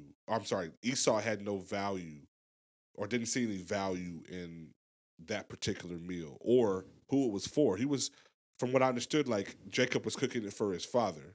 Yeah, it was the traditional "you're sick and I love you." It was chicken soup. I mean, it was lentil stew, but Yeah. my understanding is that was the traditional meal for those that are Morning. Yeah, it's like either somebody died or somebody's dying or Right. whatever. And so this is comfort food, right? Yeah, from what Gentle. from what I understood, it was like Abraham had just passed. Yeah. And so Isaac is Isaac is in mourning. Yes. And so Jacob is now trying to comfort his father based upon his grandfather's death. Yes. And you have Esau, who is the firstborn, who traditionally is supposed to. He should have been in the kitchen. He should have been cooking that meal and preparing it to serve to his father as the firstborn. But he was out doing what he wanted to do. His favorite pastime was hunt. And so Jacob is now taking the responsibility and the accountability of still serving this traditional dish to his father. And here comes like Esau, just like a slob almost. Zero respect for what he is cooking, why he's cooking it, or even the process that it takes. What does that story remind you of? And we're doing it. You're absolutely right to bring it up. But I want people to. We're talking about recognizing patterns. Mm-hmm. So I want us to take a second here, based off of what you just said, because to me that's my understanding. What you just said is a very good, helpful summary in my mind of what was going on there. And we'll come back to it because we can unpack that a little bit. It's helpful. But does this scene remind us of anything? If we're looking for patterns emerging, this is early in the scriptural narrative. Right.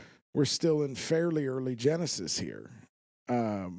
So does this scene, do we see fractals of anything in this scene to you? If I know we're recording late at night, so if it doesn't jump to you, I'll just.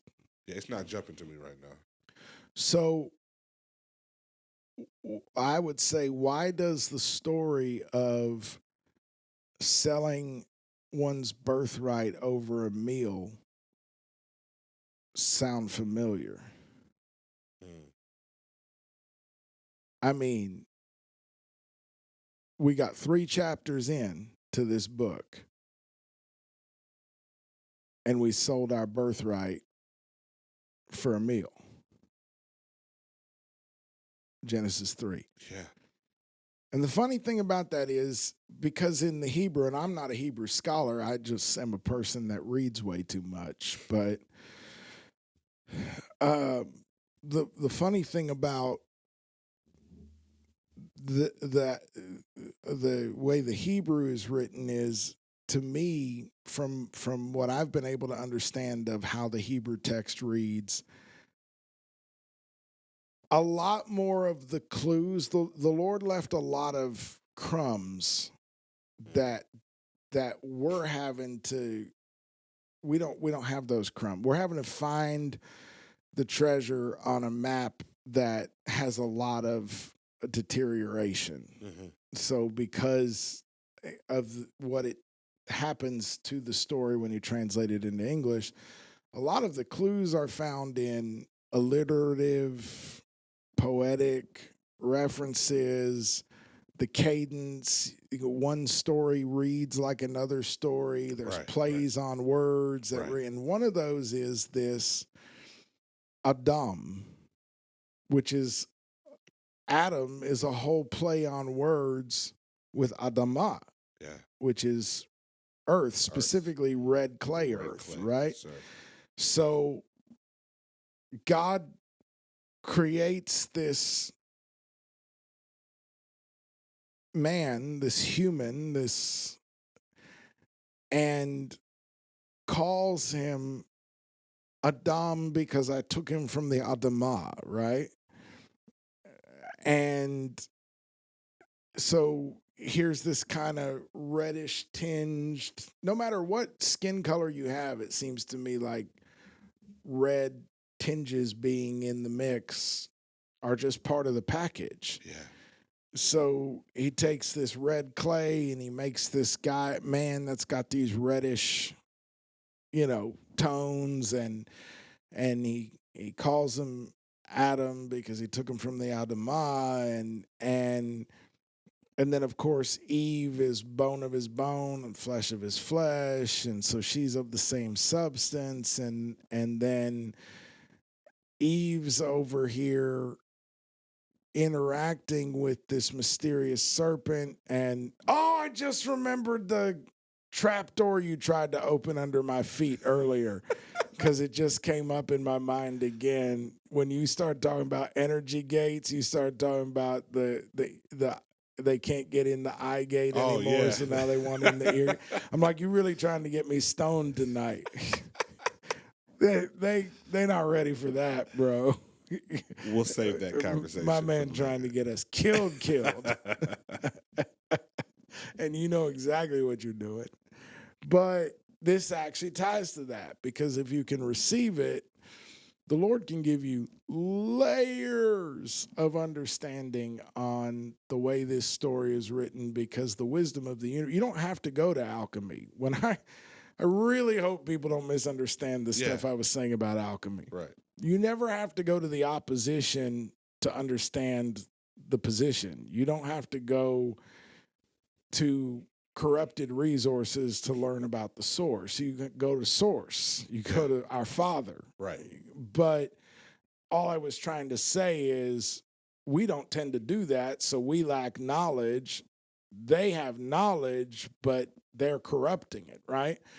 But you don't have to go to alchemy. The same mysteries of the universe are encoded in the Word of God, except they're encoded in a way that by the time you develop the maturity to digest them, and the less that you need the Word of God prepared in the kitchen of a preacher and served in a sermon format, the less processing you need somebody else to do for you in order to package the Word of God in a way that you can derive nutrient value from it, the more robust the nutrient value you're going to gain from the Word. So the more that you can learn to go to the Word yourself and mine it, there are layers of riches in these stories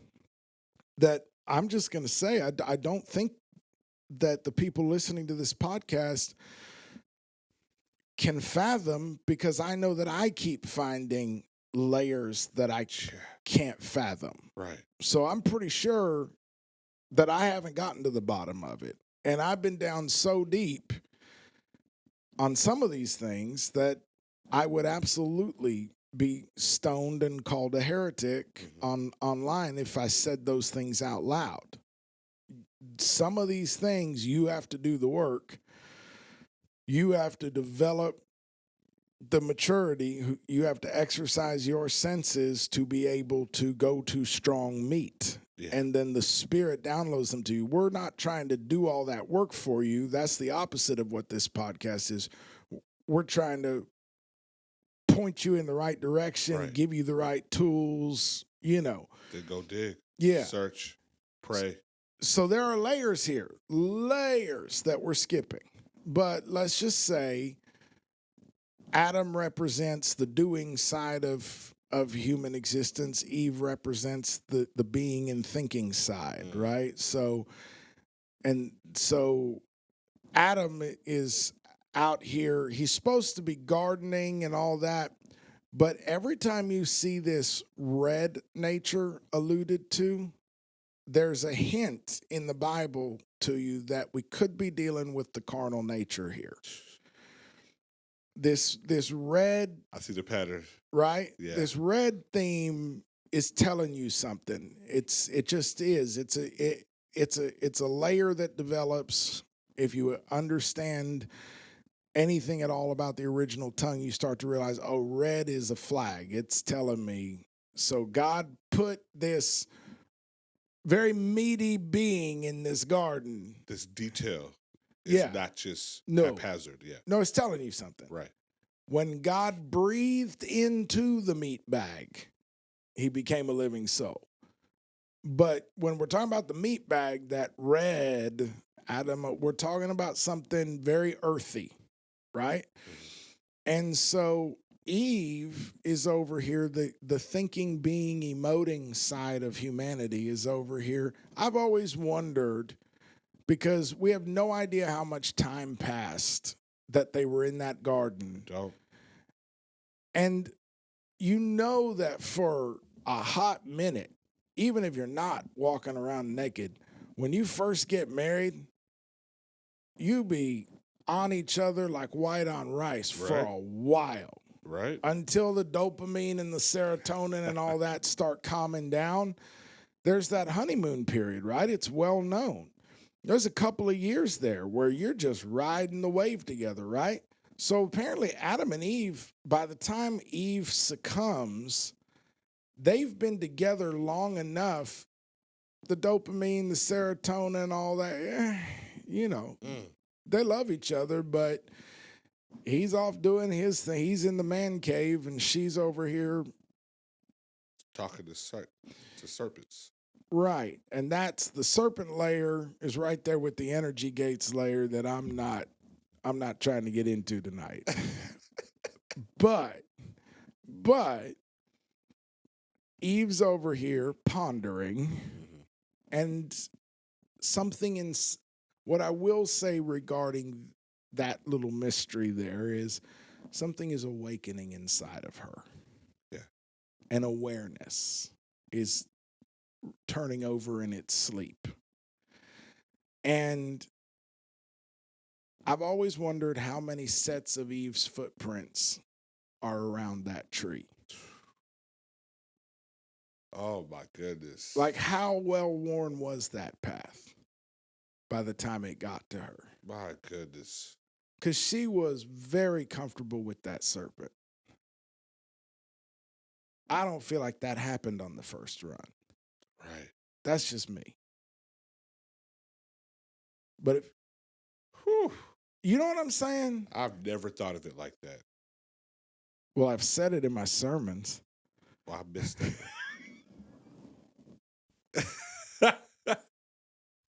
But you know what? Like, bro, you know that the grass wasn't growing good around the bottom of that tree. Yeah.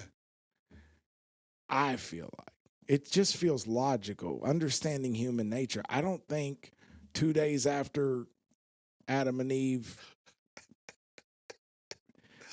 discovered each other. She's over here just rebellious. Doing her yeah, right? Yeah, right. That's not how that happened. No. So this conversation develops. And it's this subtle repositioning. It's programming.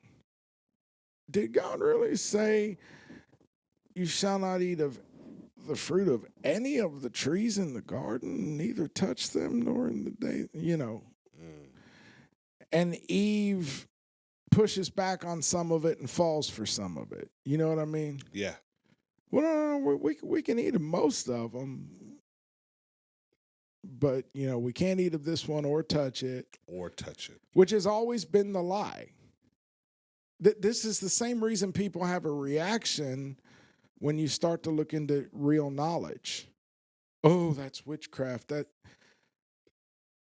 So you think that hell creates stuff that, like, you must believe hell creates stuff that was never in God's hands. The devil is a thief, not a creative. Not at all. So this thing about you can't consume the fruit of the tree of knowledge and you can't even touch knowledge, that's never what he said. It's never what he said. Never. So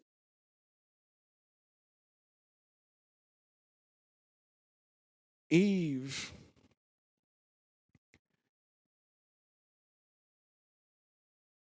takes an offer. She sees that the tree is good for food, that it's pleasant to the eyes, and desirable to make one wise. She puts forth her hand, she takes some of the fruit, she eats. And now Mr. Redman pops up out of nowhere. Adam, all of a sudden, is by her side. And, of course, in the Bible, Redman doesn't have any of the associations that it does in our culture. Right. But the Bible is wanting us to notice the fleshy guy all of a sudden is right there by her side. And she gives some to him also, and he eats, right? And they have an awakening. And they come out of innocence into awareness and ego.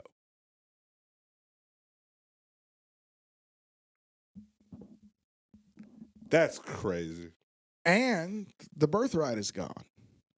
Dominion. Jesus had to buy it back. The birthright is gone. And what'd they get out of it? A little meal that it wasn't time for.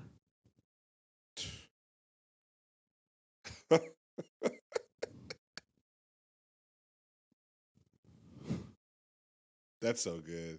So flash forward. Go ahead. So yeah, just tying this into Jacob and Esau is,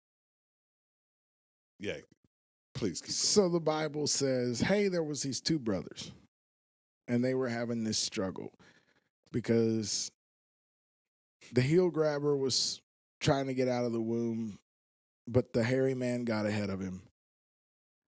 And he was born first, but he came out with this guy's hand attached to his heel, these twins. And so they named the runt that couldn't get out first, was trying to, but couldn't. They named him Jacob, the heel grabber, the deceiver, right? The conniver. But the other guy, who was hairy and red all over, they called Edom. And you're supposed to go, wait a minute. But in English, it just doesn't read. It's a different vowel. It's all of that. But it's all this cadence in the Hebrew of Adam from the Adamah. And now this is clue number one. Edom? Oh, so we're back to this red motif. Thing. Mm-hmm. Yeah, this red motif. And then it tells the story of how they grow up and all of that. And Jacob is a dweller in tents and a keeper of flocks. Esau, Edom, on the other hand, Esau is a mighty hunter, right? Right. Which also has other... Yeah. Mm-hmm. But a hunter in the Hebrew, it's a chaser. It's someone who's strong in the chase. It's a go-getter. Yeah. Humans are the only predator who's not, we also are basically the only one that makes weapons. There's like a couple instances of that happening, like with certain apes. Mm-hmm. Not much. But we make weapons and all that. But the true distinctive with the human from every other predator, I don't know if you know this, is we're the only predator whose natural mode of hunting is that we run our prey to failure. So our legs and feet are designed by God, and our pulmonary system. We can overtake them. we can wear them out. Yeah. So when we're in our natural habitat and we don't have all these tools and implements and everything, the best thing for us to do, because we can't sink our teeth into the neck of an antelope, so the best thing for us to do is to chase that thing until it collapses. We can endure. We can endure. Yeah. And there's no other creature on the planet that can run like we can run. Not the endurance side of it. Right. The problem in the modern world is that the way that our footwear has been designed has completely destroyed that capability. We can't do it now. But if we go around barefoot from when we're born and all that, and we're in our natural habitat, that's what we can do, right? So a hunter is this guy that's really on his grind set. He's in the chase. He's an adventurer, and it's a man of the fields. Mm-hmm. And so the red hairy man, the runner, the go-getter, the guy that's got the hunger for the chase, his dad, and he's the favorite son, and he's got the birthright, as you pointed out. Right. He's the eldest son. His dad is mourning the loss of his father, alone in his tent. And Jacob, who's a dweller in tents, is listening to the heaves from the other room. Mm. And there's nobody. Mom was too old, probably by then, or busy. They were very wealthy.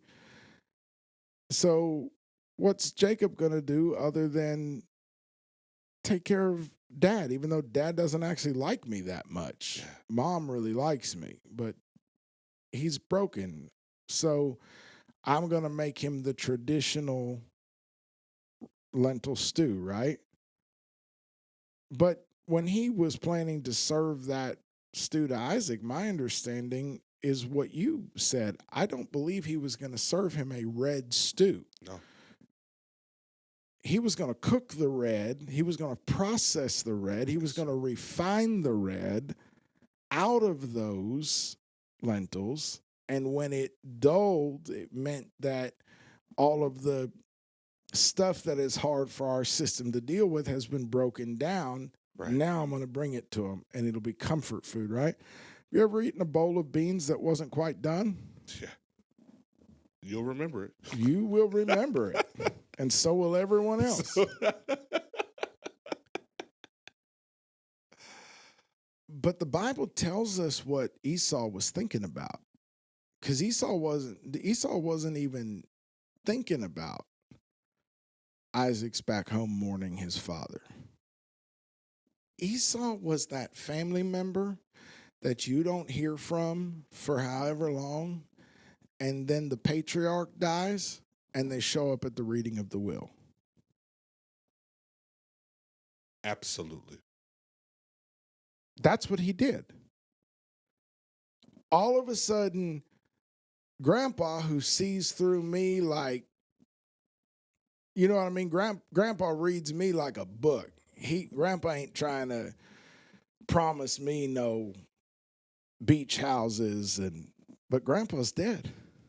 And all Esau, the man with the hunt, all Esau can think about is, Grandpa's dead, Dad's in control of the estate, and Dad likes me. I can get my peace. The original prodigal son. Yeah. Other than right. The one from the last meal. Yeah. And actually, even that's a reflection of the story of the adversary. But you get it. So that is to say,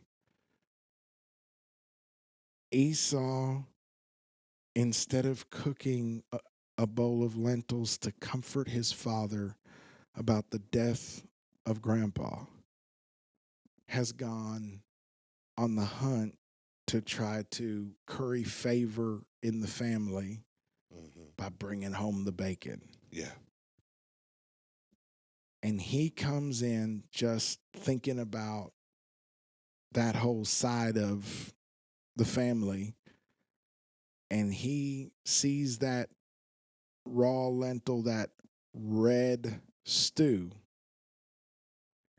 And all he can think is appetite, appetite, appetite, hunger, I want it hunger, now. convenience, you know what I mean? And so what does Jacob say? Sure, but it'll cost you more than you want to pay. Yeah, I even read that Jacob more than likely was like disgusted Yeah, by his brother, and like he doesn't deserve Right. the birthright. Like I'm over here doing what he should be doing. This man doesn't deserve to be the firstborn. can you imagine how you would feel? Bro, I would feel some kind of way. But even, I mean, I'm reminded that first bite of Chinese food was terrible. Second bite was just as bad. But I didn't care in the moment because of appetite.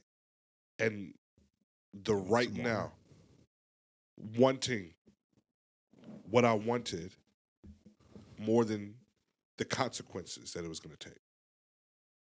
And who's that? Who is in the driver's seat when we're operating that way? The Earthman. Yeah. The Edomite. Adam. You know what I mean? The animal. That's what that is. Y'all, please pardon me. I didn't even get into Jonathan's Chinese food tonight, but something has been repeating the sounding joy. Oh my goodness.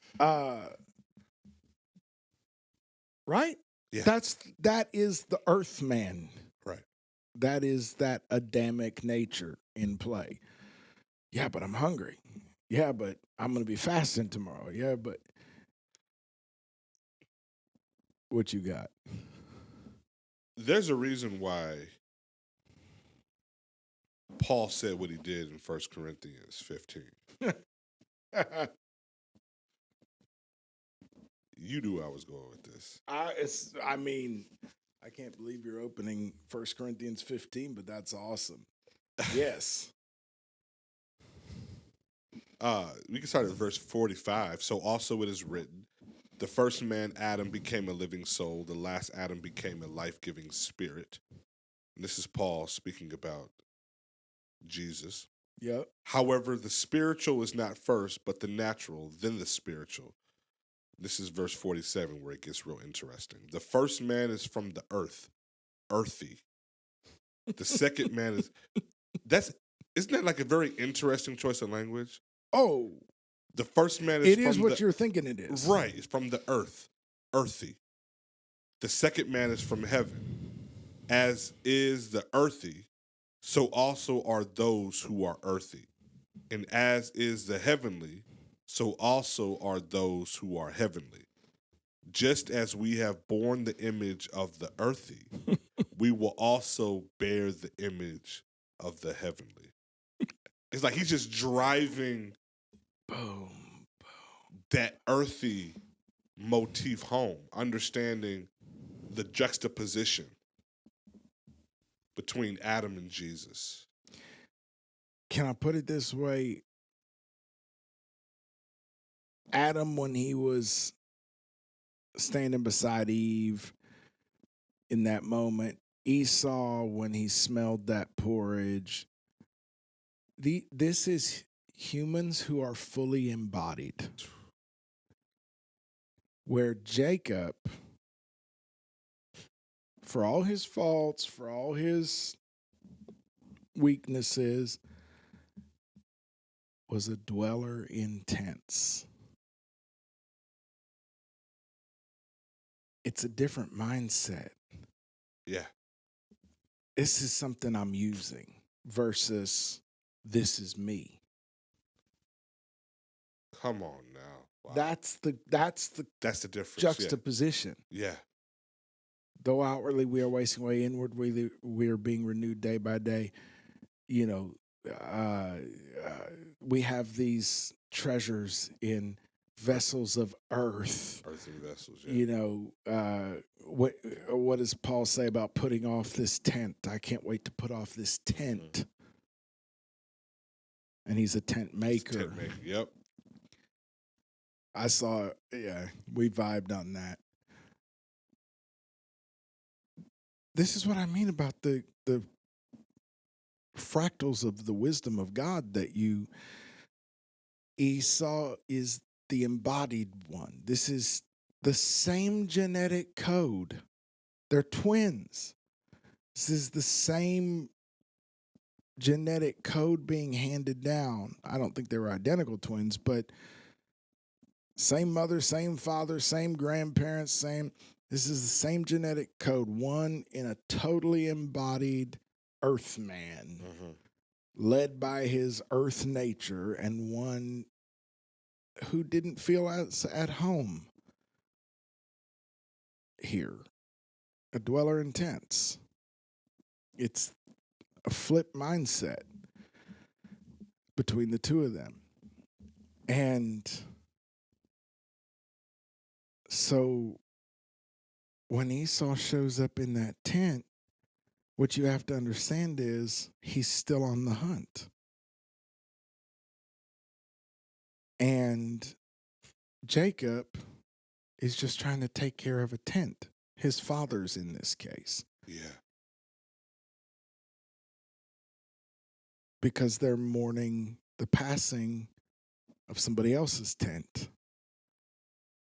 And so, yeah, you're right, man. I think this is how you would feel if your brother who never calls home showed up while your beloved parent is grieving in the bedroom, starts talking about give me that mac and cheese you're making for dad. I know it's raw. I'm starving right now. And so Jacob, yeah, in his disgust and all that, says the lion the serpent said, basically, give me your birthright, I'll give you this. Right. So Esau says, what good will that do me if I'm dead? It has no value to me. What are we looking at here?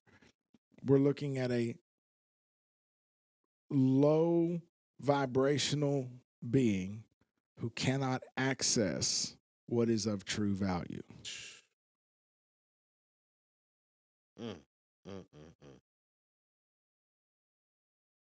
And so the exchange is made,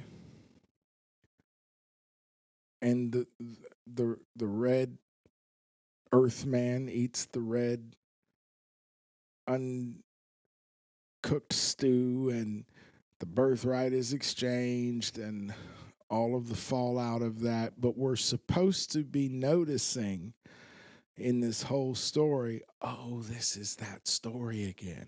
Yeah. It's the pattern. It's the pattern. Because all the big trades that have been made on humanity, including the one at Calvary, were made over a sacred meal.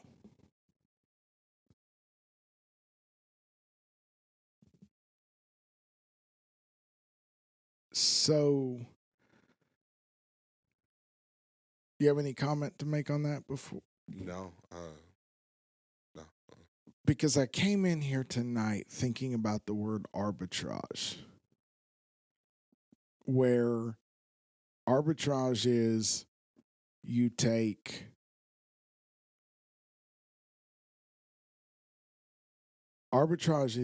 something of value, you take a commodity, and you buy and sell it simultaneously. Are you familiar with that term at all? No, not as much. So you buy and sell it simultaneously, and you clean up on the difference. But somebody could say, well, that's just making a profit. That's just turning a profit. No, arbitrage is a specific function because of the way it works. It's a specific function of this diabolical banking system that we've built in this world. That's a reflection of the kingdom of hell. But what arbitrage is, and I asked AI for a good example broken down, and the example was you walk into the school cafeteria. So go back to middle school or whatever, those of you that weren't homeschooled like me. Mm-hmm. You walk into the school cafeteria and you notice that at table 1, they're trading cookies and candy. And somebody with 2 pieces of candy can get 1 cookie. And then you notice that over at table 2, somebody with 2 pieces of candy can get 2 cookies. These kids are sitting there. Well, I'll give you 2 candies if you give me 2 cookies. These kids, well, I'll give you my cookie if you give me your candy. Okay, here's a piece of candy. No, this cookie's big. I'm going to need 2 pieces of candy. So they've just made different deal. Different transaction, yeah. You're the one with the advantage because you've seen them both. Yeah. So you walk over to table 2 and you say, here's 2 pieces of candy. Let me have 2 cookies. And they give you the 2 cookies, and you walk over to table 1 and you go, here's a cookie. Let me have 2 pieces of candy. And you still have a cookie left. And you still have a cookie left over, and you've got your candy back. And both people feel like they got a fair trade, but you came out a cookie ahead, right? Yep.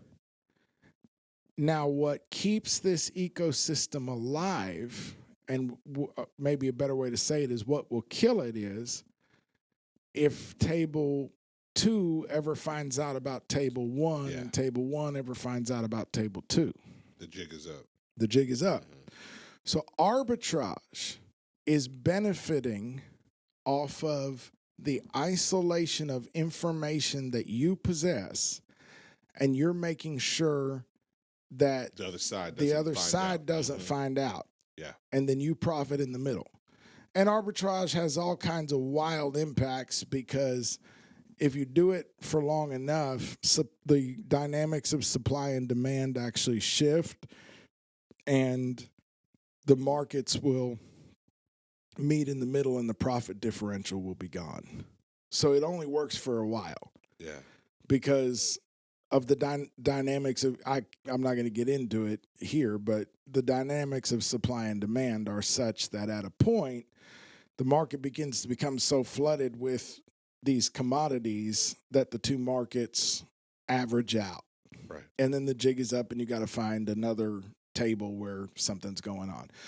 But the whole game is you have to possess the information and protect it. Keep it isolated.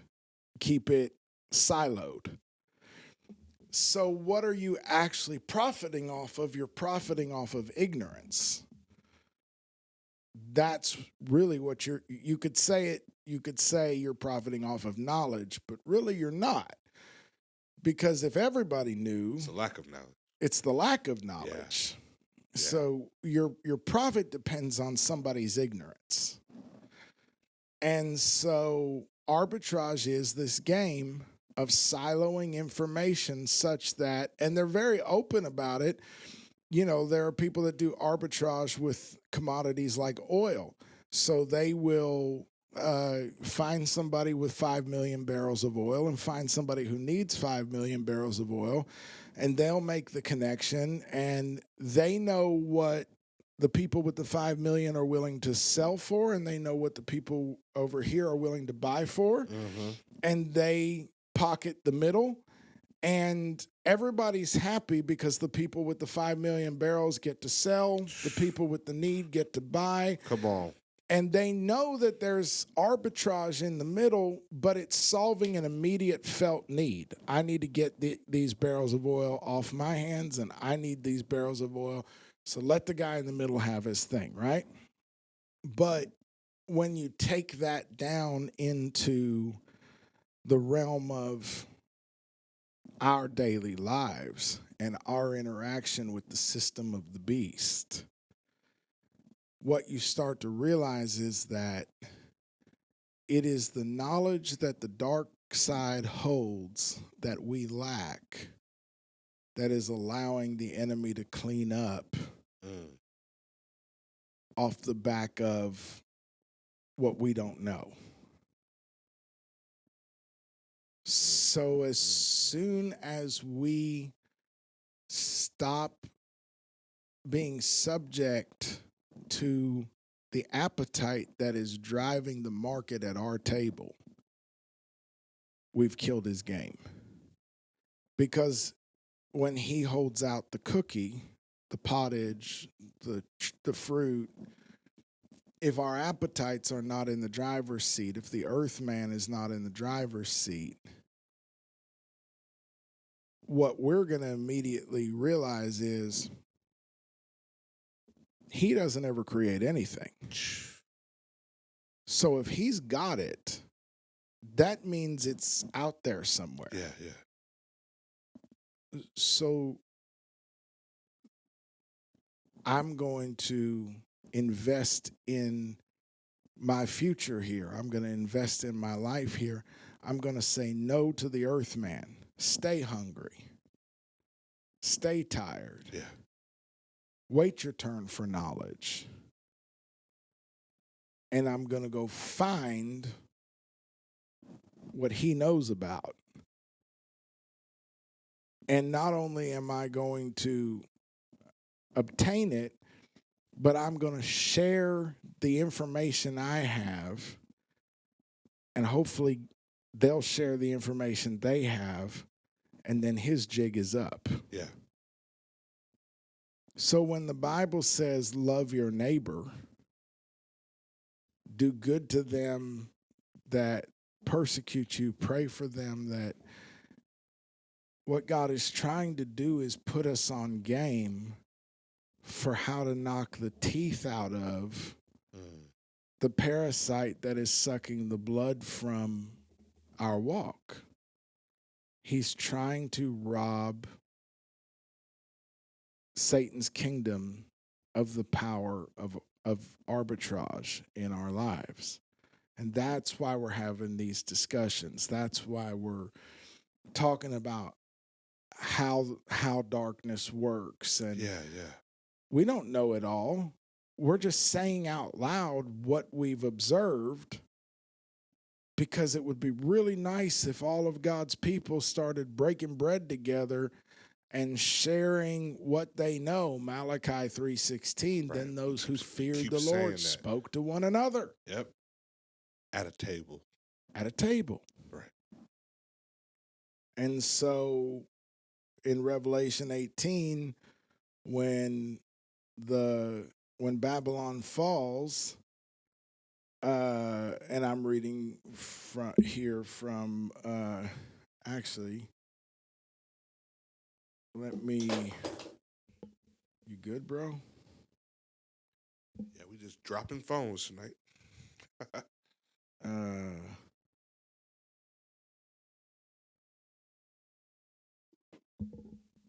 Do you have a comment before I read this? No, sir. You've been quiet. I've Other been than learning. starting trouble. Okay.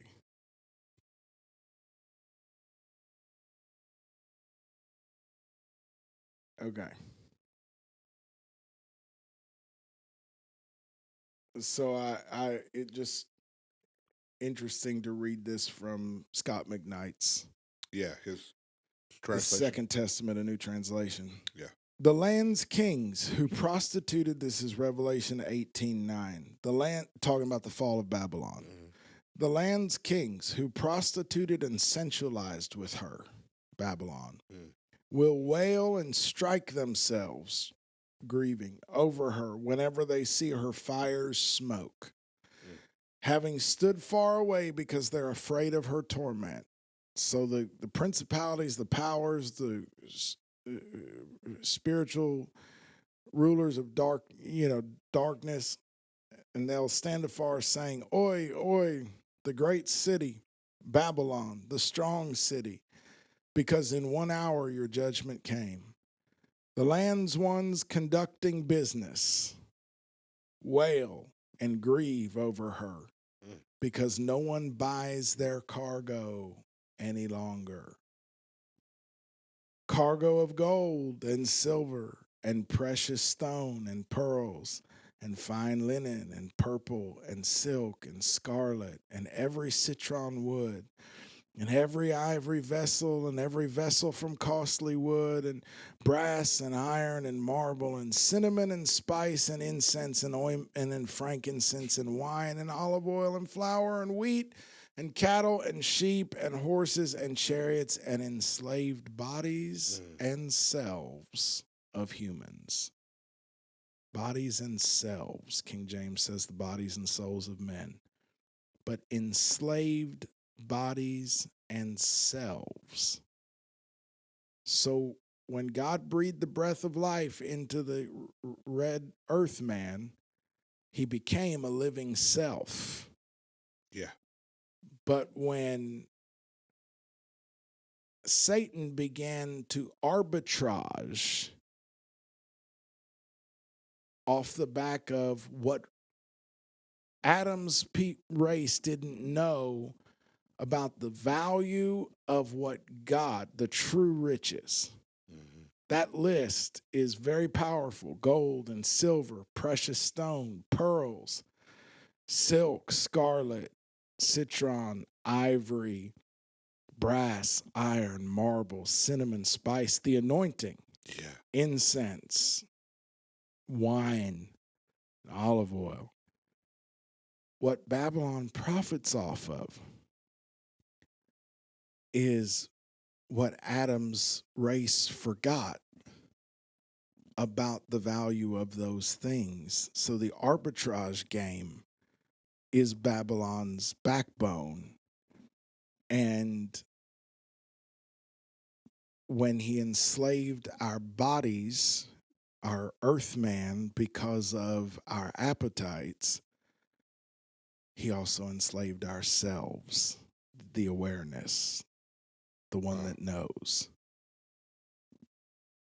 But his kingdom's coming down. The next thing that it says is the fruit, this is speaking to Babylon, the fruit of your self's desire departed from you, and all your delicacies and bling destroyed from you, and they will never find these any longer.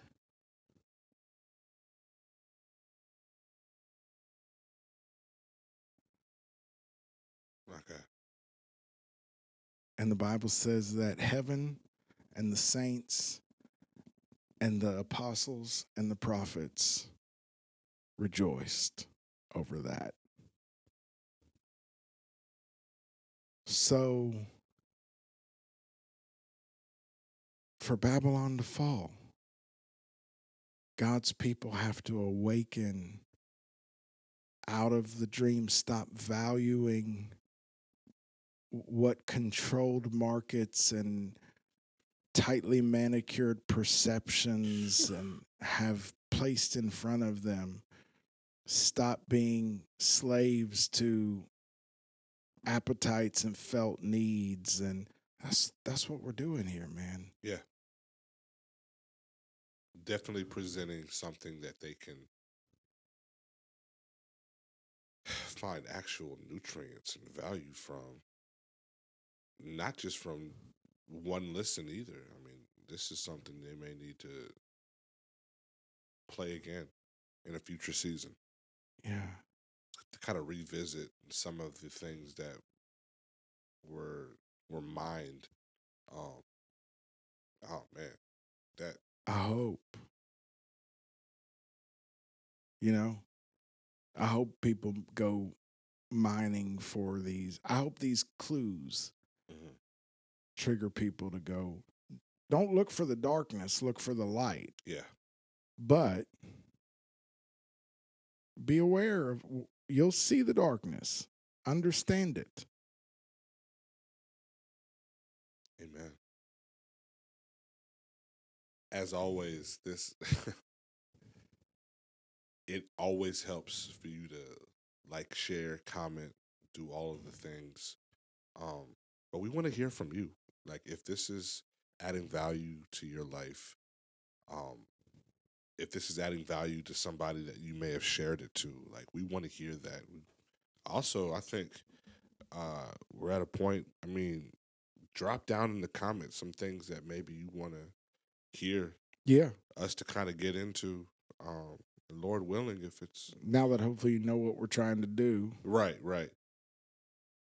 Questions, stuff that's popped out at you. Yeah.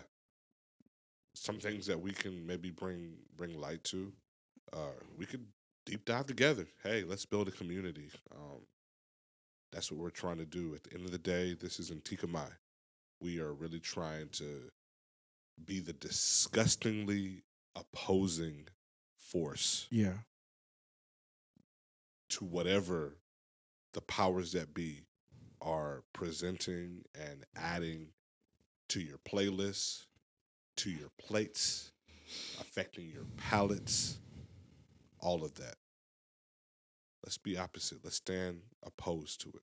We don't think we have a corner on any of this. So ultimately, I'm praying this becomes a conversation. I'm praying Antikemi becomes a table where we can share together. Who knows? Maybe someday Antikemi will involve some kind of get together, or but maybe we'll develop some conversation boards out of this in some forum, or I don't know. The name of the app always throws me off, but maybe there's a Discord in our future or whatever. But right now, we're just trying to start a conversation. Right.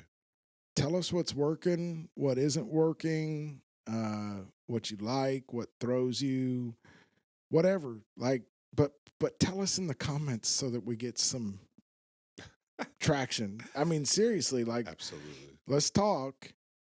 And it really does help I don't think people understand. You give it that like, you give it that comment. It's crazy what that will do to help spread the awareness where it's supposed to go. But like, please don't be afraid to tell us what about what we're doing is working for you. What about it you're finding challenging? I'm not promising that we'll just jump to change everything, but either we can change something, or maybe we can help you bridge a gap, or whatever. Your feedback is valuable. Yeah. We love it. Well, until next time. We are the resistance. Live in Antikemi. Love you.